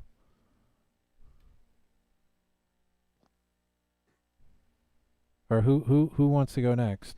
I had a question. Sure, Fernando. Sure. I think I messed up my window. When you say I'm not sure. Oh, Yeah. okay, right. Okay, so let me pop him out so we All right, I can click stop sharing, right? Yeah, go ahead and do the stop share. Should pop me back into my window. And Fernando, go ahead and share your screen. We'll take a look. Sure. Let me see what's going on. Why is it not letting me share screen? There you go. All right. So when I did my windows, and I just undid this because I was trying to fix it while you guys were discussing. When I pop my window in here, I lost the material on this side. Okay, slow down. Stop. All right, go to see where your camera speed is there at 4. Slow that down to, like, let's say 2 or 1, and then go slowly between the wall. Okay. Slowly. Go in, keep going. Stop. Turn around a bit. See where your window is? Your window is Yeah. cutting through, and it is cutting through that other side. What you have is you have another wall inside your structure. So that thing that we did where you can see the inside-outside wall, for whatever Yeah. reason, yours is your inside box is a lot smaller than where the outside one is. That's why when you go to the outside, go to the left, so where we can see your structure from the outside. See, that's the wall you're seeing from outside. So I should just delete this wall. I would delete that wall. That's going to delete a box. And now if you go to the outside, go to your outside, and now look in. Maybe make your camera speed a little bit faster so you can go to like maybe a 3 or a 4. That's the issue I was seeing, by the way. This line, Right. this Let me weird like gap. Okay, let me do something real quick. I'm gonna It do request. kind of like a gap in the. I'm gonna actually ask for control of your screen. Sure. Okay, Okay. go And ahead. then as soon as you give it to me, I should be able to move around. in this I thing. approved it. Oh, okay. There we go.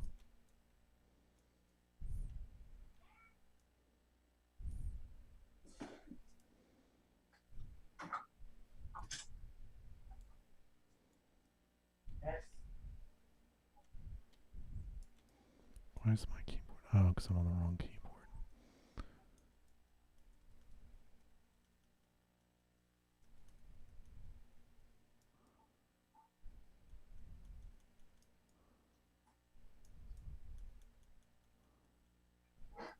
Oh, I see what's going on there now. Yeah. So what I'm gonna do is I'm gonna back up just a little bit. I'm gonna scooch that more into the middle.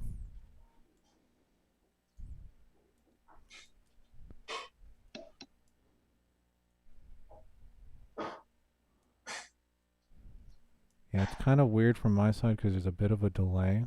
Yeah, that delay sucks. And I'm on fiber, so I don't know what's going on. It's probably my side. I've only got I'm on in Xfinity, and I've only got the step above standard. Try to get So- AT&T. Their fiber is kind of amazing. They don't have it in my neighborhood yet. Oh, that sucks. Yep. So I anyways, know Xfinity kind of fast though. no, Xfinity's fast if you got it. So the reason why you're seeing this right here is the other thing I can also do is I can look to see if you have any type of a rotation, and I can see right there that this object does not have any rotation. So all we're seeing really is an optical effect Yeah. of the glass. Yeah, it was driving me nuts. Yeah, the other Sorry. thing that I would be concerned with is, see, we're seeing a little bit of a gap on that side, which is not so bad, and a lot of this is all about what's viewable to the player when they push play, right? So that side actually looks pretty good, and even if it didn't, I mean, you could go back here into this right there, and you can make those whole numbers. And then see if that doesn't, well, actually that doesn't matter because that's the width going across this way, which is fine. And I can see that you got the, what is that, 197 there was 299. And so if we look at the cavity that you have, yeah. So maybe a little bit of that Z could be filled up because it's at 197 instead of the 199. But if I go back to my glass, it's 299 here for 197. So let's make this 19. Oh, wrong keyboard. 199. And so that should fill in. Oh, so You're now right we're there. I getting. get the gap back when I do that. Yeah, and a lot of the reason why that's happening is because when this thing moves, it moves on whole numbers. And we're going 9-9, so it's going to move it in one direction. So you see that that's actually the space underneath the glass. So the thing shifted up when we made it 9-9.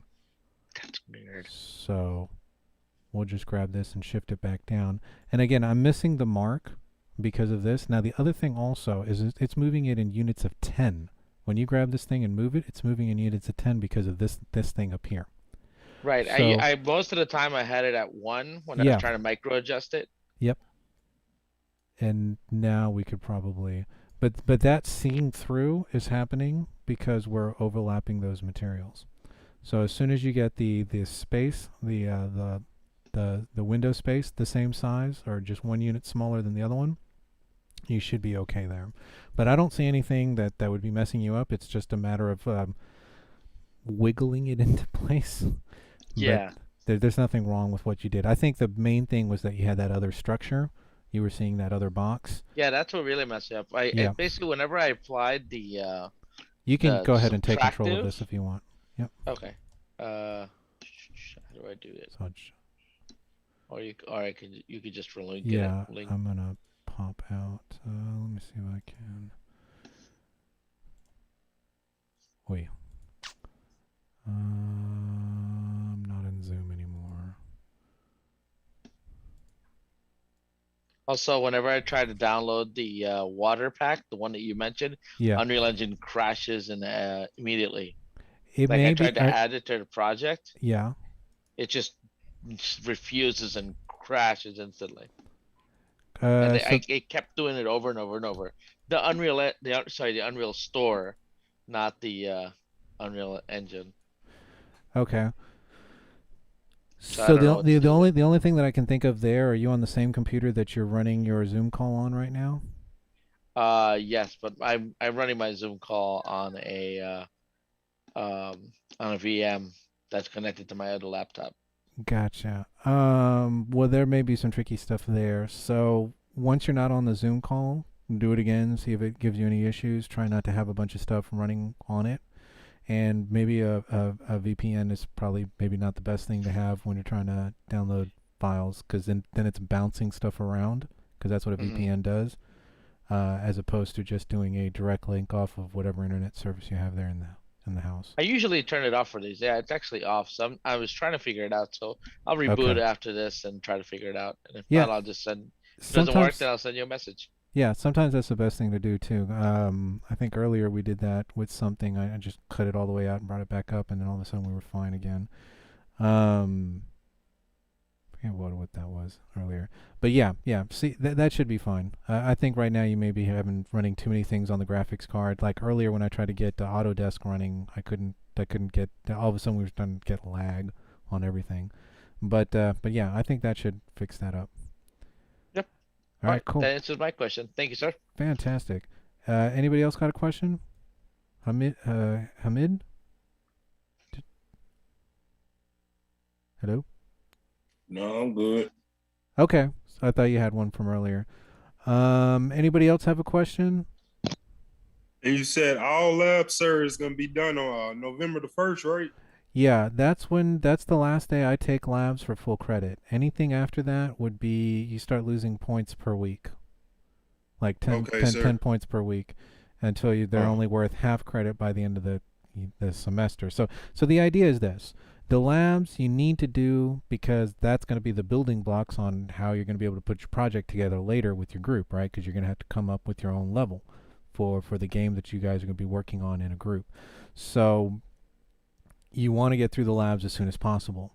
The reason why I've done it this way is so then that way people, maybe at the beginning, it might take them a little while to get their get Unreal working, get situated with what they're doing. I've had several students that they'll get to a certain point, they'll stop, they'll go back to lab 1 and they'll just do it all over again because now they know more and they understand how certain things are going to fit into other certain things, right? So they might just start a new level and then just plow through lab 1, lab 2, lab 3, lab 4 and rebuild a new environment that looks better, so, whatever they want to do. Some people have too much time.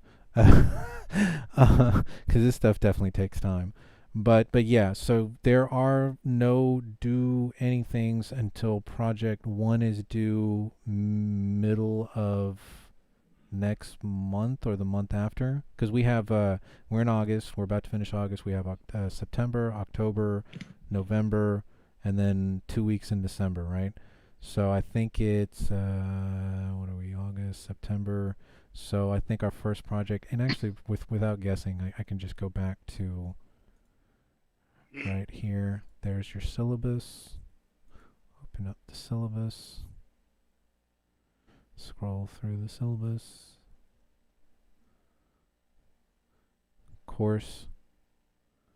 Labs 1 through 12 will be all of August through September. That's when we're going to be doing it in class. That's going to be sort of what we're doing for the first part in class. That's why all this stuff is in blue.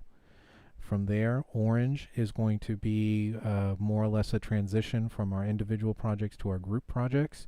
So by that point, I think mid-September, I break you up into groups. So actually, first week in September, I start breaking you up into groups. And then from there, you start working. Sorry, my dog is having a nightmare. Toby, wake up. Hey, wake up. Yeah, otherwise, like he's barking in his dream or something. Hopefully not at me. But the green there is when groups are assigned. So that's the first week in September. From there, we have a couple more lectures. What is a group? How do we put a proposal together? Yada, yada. So I start filling you in details about what you need for your group assignment. Then we go back to labs while you work on your group assignment. Then lab 1, or project 1, I'm sorry, project 1 is due mid-October. This is where you will do your formal game pitch, presentation, elevator pitch, and turn in your written documentation, which will be a Word document if we're still online.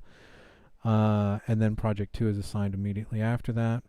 These purple dates are for in-class. Mostly what ends up happening here if we stay online is people will come to me and say, hey, I was trying to do this in my lab and it's not working. Or, hey, we're trying to do this in our game and it's not working. So then it switches from me talking a lot, which is all this yellow stuff, lab 1, lab 2, like we've been doing, to you guys talking more and us doing more screen sharing and sort of like what we did in that troubleshooting there with the window and not being able to see through it, and why, a lot of that is going to be happening during this orange time. And then you see there November 1st, which is when the first playable version of your game would be due from your individual level. And then final day for all lab assignments. So it's there in the syllabus.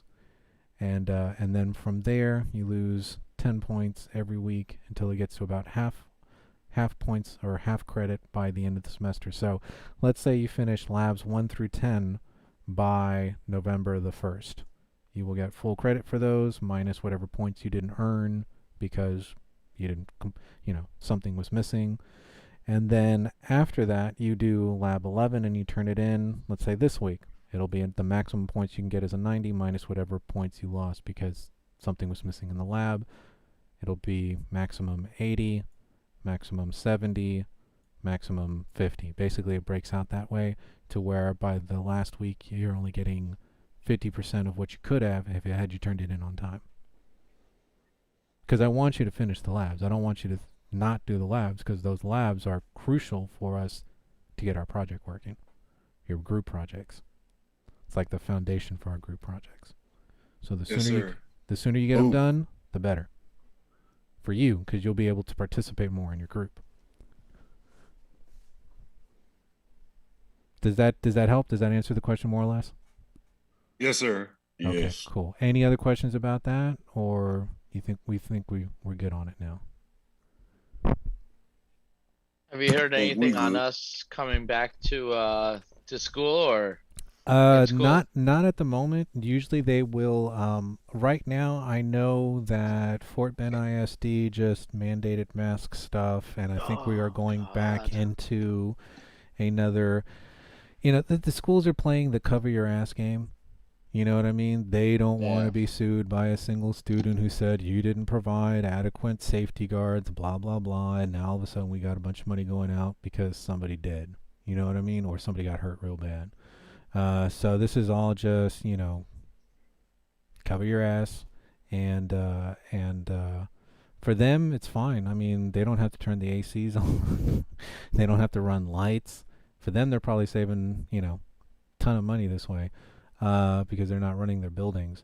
Now, I know that there are certain classes that are meeting in person because it's next to impossible to be able to do classes like that, like photography classes. You have to be, you have to use the schools. I don't know. There's I know like the chemistry labs. Obviously, you can't do chemistry lab if you don't have the lab. So I know that classes like that are meeting.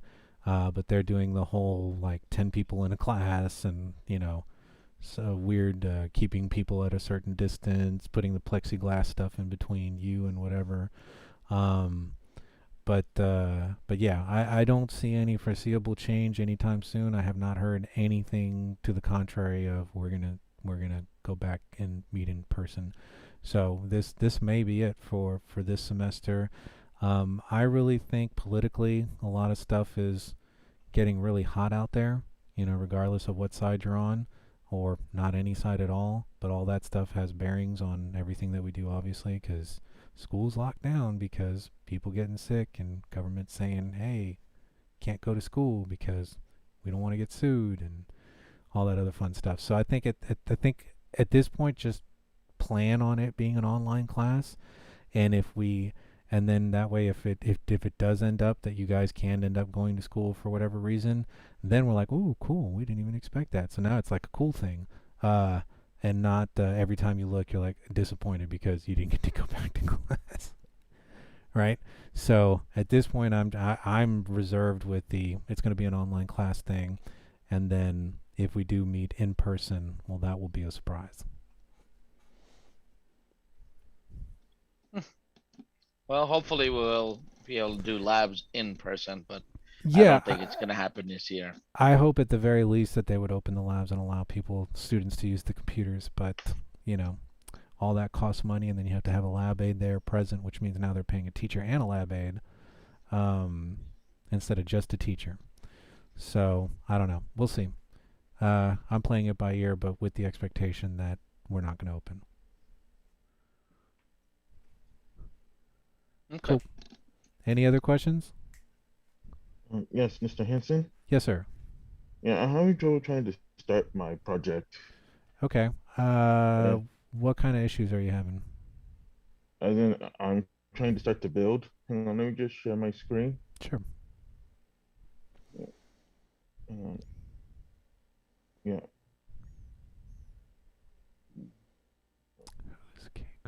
Yeah, there we go.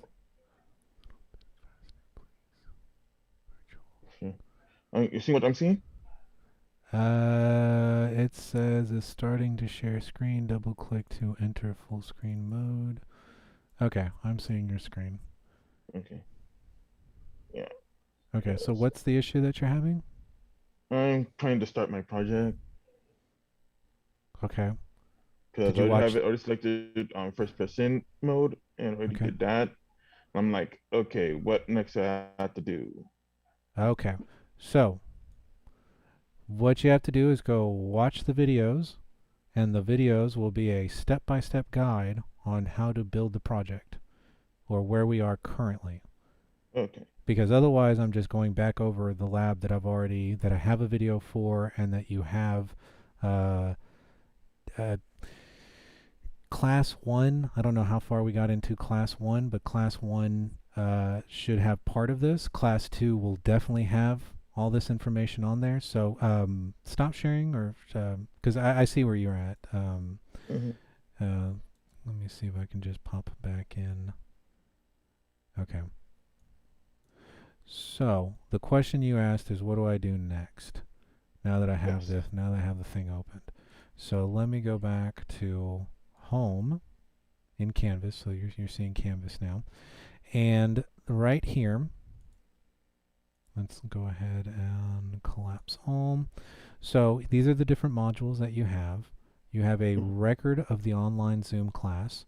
So if you missed class 1, or if you missed class 2, or if you wanted to follow along with the examples that I left there. Yeah, I might have to go back to class 1 because I kind of miss out a bit on that day. Okay, so you can go back and you can catch up on the parts that you missed there. And then the other thing that I've also done is, because sometimes I'm not linear in class, or somebody asks a question and we might take a 20-minute detour to answer a question, then get back to the project, right? So what I've done is I've actually there are individual labs, which is just me, my computer, and a screen capture software, literally going over what I'm going over in class, but with no students. So then I'm just boom, boom. I'm just hitting, this is the thing, you do this, then you do this, then you do this, then you do this, right?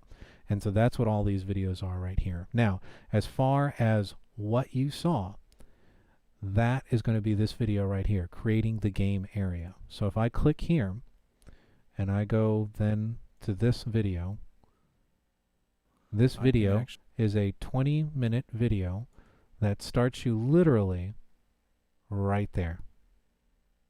That's what you saw when you opened up Unreal, when you opened up the first-person template shooter. Yes. And this is exactly where I start this video. So if we start watching this video, I'm going to turn the sound down. I explain 20 minutes of this is the screen, this is what you want to do. I want to get rid of the floor because the floor is a static mesh. So I'm going to hit delete. Watch, I'm going to hit delete here in a second. I'm probably explaining the fact that it's a static mesh. See how it pointed to static mesh there? So then I grab a brick and I put it on there and I go, ah, see, now it looks like you're a giant and you'd be an ant. So I don't like the static mesh. So I'm going to click delete on my keyboard here in a second after I finish explaining that. Then I'm going to go over to my right hand side. I'm going to go to geometry. I'm going to grab a box. I'm going to drag that and put it out on the floor. I don't like the fact that the box is hanging out there, so I'm going to put it in its right place. And then from there, I'm going to use the brush editing tool, or the brush tool over there on the side. You see, I'm going into the details panel. There's the brush settings, and I'm going to use that to start expanding it. So the question, what do I do now? What do I do next? There's the videos. Watch the videos, follow along with those at your own pace, right?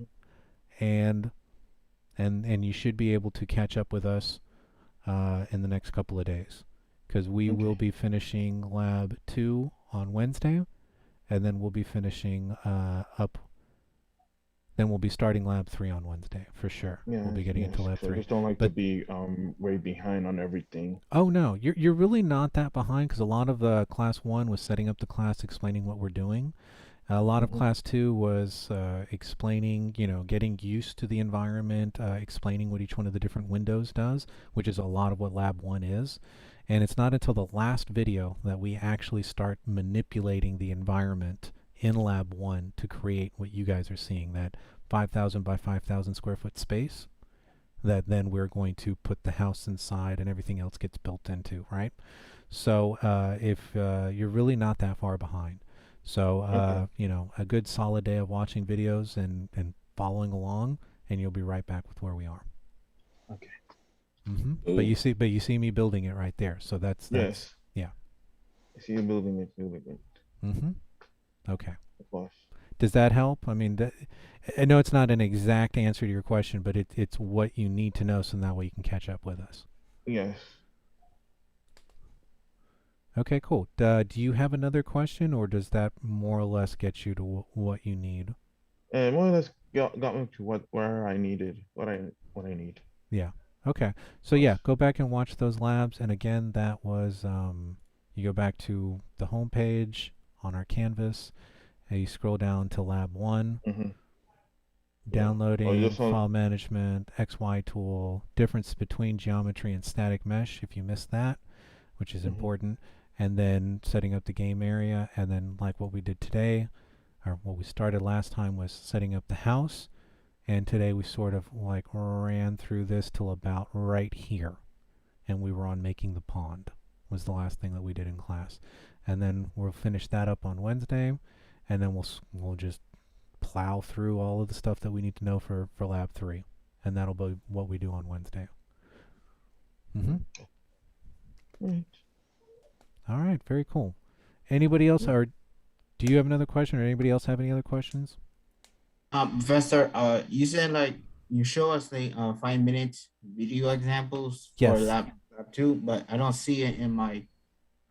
So you may need to refresh your page. If you haven't refreshed your page, refresh your page, because I do have the link there, and it's green, so it should be there for you to be able to watch. So if I click on that video, there's the page, and I can click here to go to the page, or I can actually watch it from here. And if I want to, I can then expand it.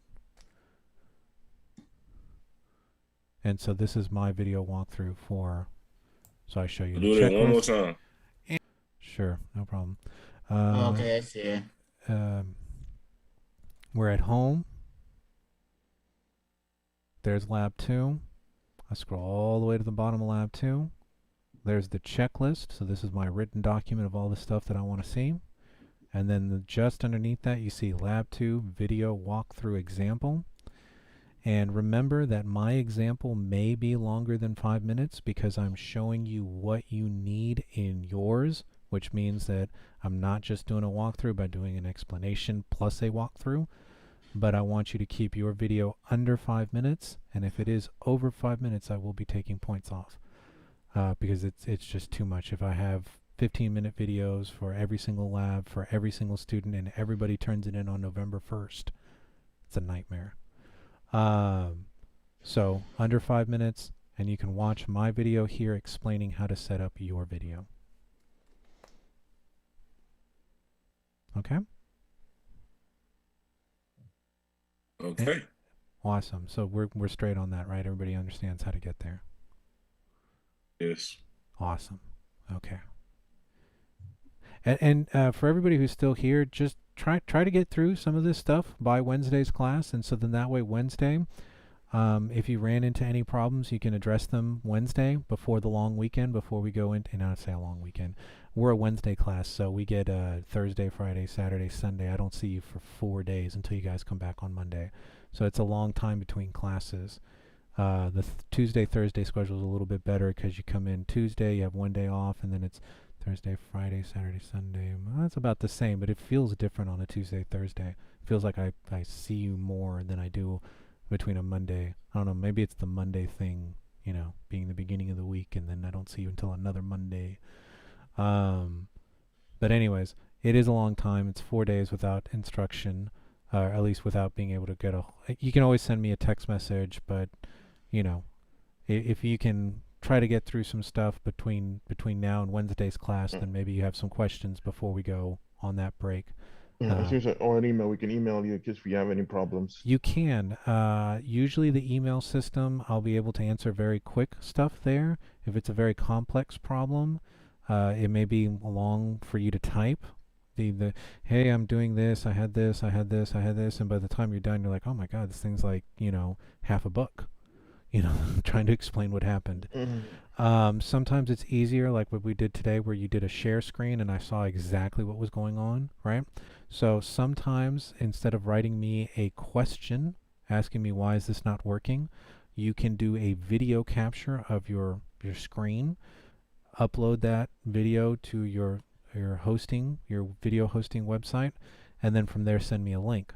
So then, instead of spending 12.5 paragraphs explaining what's going on with my window, I can watch 20 seconds of your thing and go, I know what the problem is. You have an extra box, right? And then I can type that back. If it's a quick answer, I can be like, well, in minute 2, when you scroll over this, I see that it looks like you have an extra box. Maybe you need to get rid of that box, and then you'd be able to see the window behind it or in front of it or whatever, right? Or if it becomes too big, as far as or I can't get enough information from the video or the information that you've given me, I'll wait until next class, and then I'll ask, hey, you sent me the question, I didn't get a good grasp on it, can you explain it a little bit further? And then because we're talking, I could probably narrow it down. And then maybe you can do a share screen. And I'm always here 30 minutes before class and usually 30 minutes to an hour after class. So we have ample time to go through your individual problems, hopefully. And with me being able to see it, and you being, you know, us being able to communicate in real time, we might be able to get to the solution a little bit faster. Professor, do Yes, I sir. just watch the videos because I can't do anything into my hard drive? Just keep watching the videos, so that way you don't fall behind. So then that way you're current as far as where we are in the project, and when you meet for class, you're like, oh, I remember seeing that in the video, right?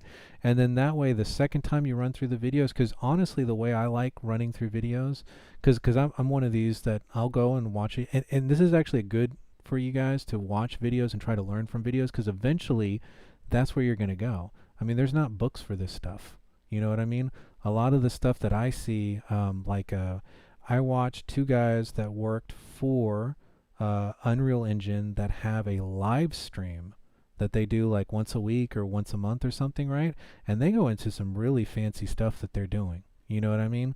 Like one guy worked on the video game for Ghostbusters and had to create that streaming thing that comes out of the Ghostbuster gun to catch the ghost, right? Oh, the photon guns. Yeah, that thing.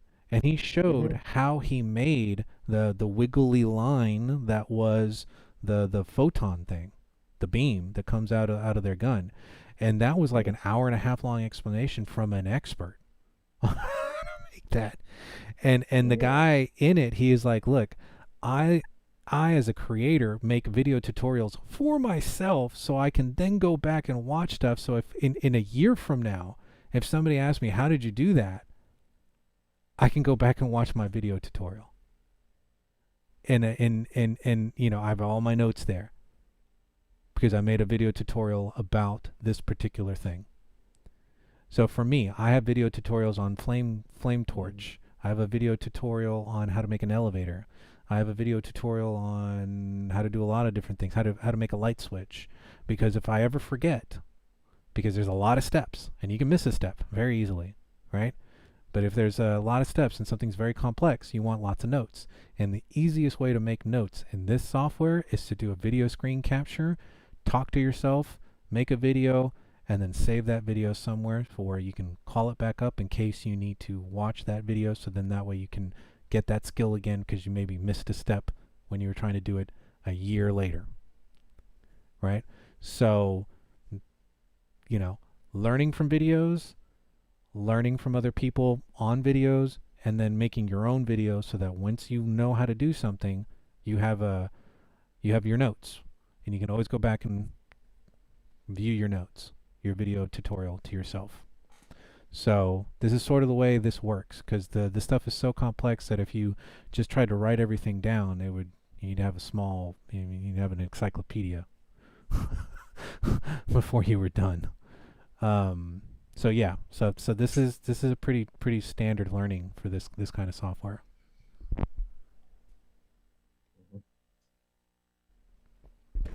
So yeah, from now on, just watch videos, learn as much as you can, and then once you get the software, you know, go back, watch the video, and this time you can probably skim through it because you've already watched the material once.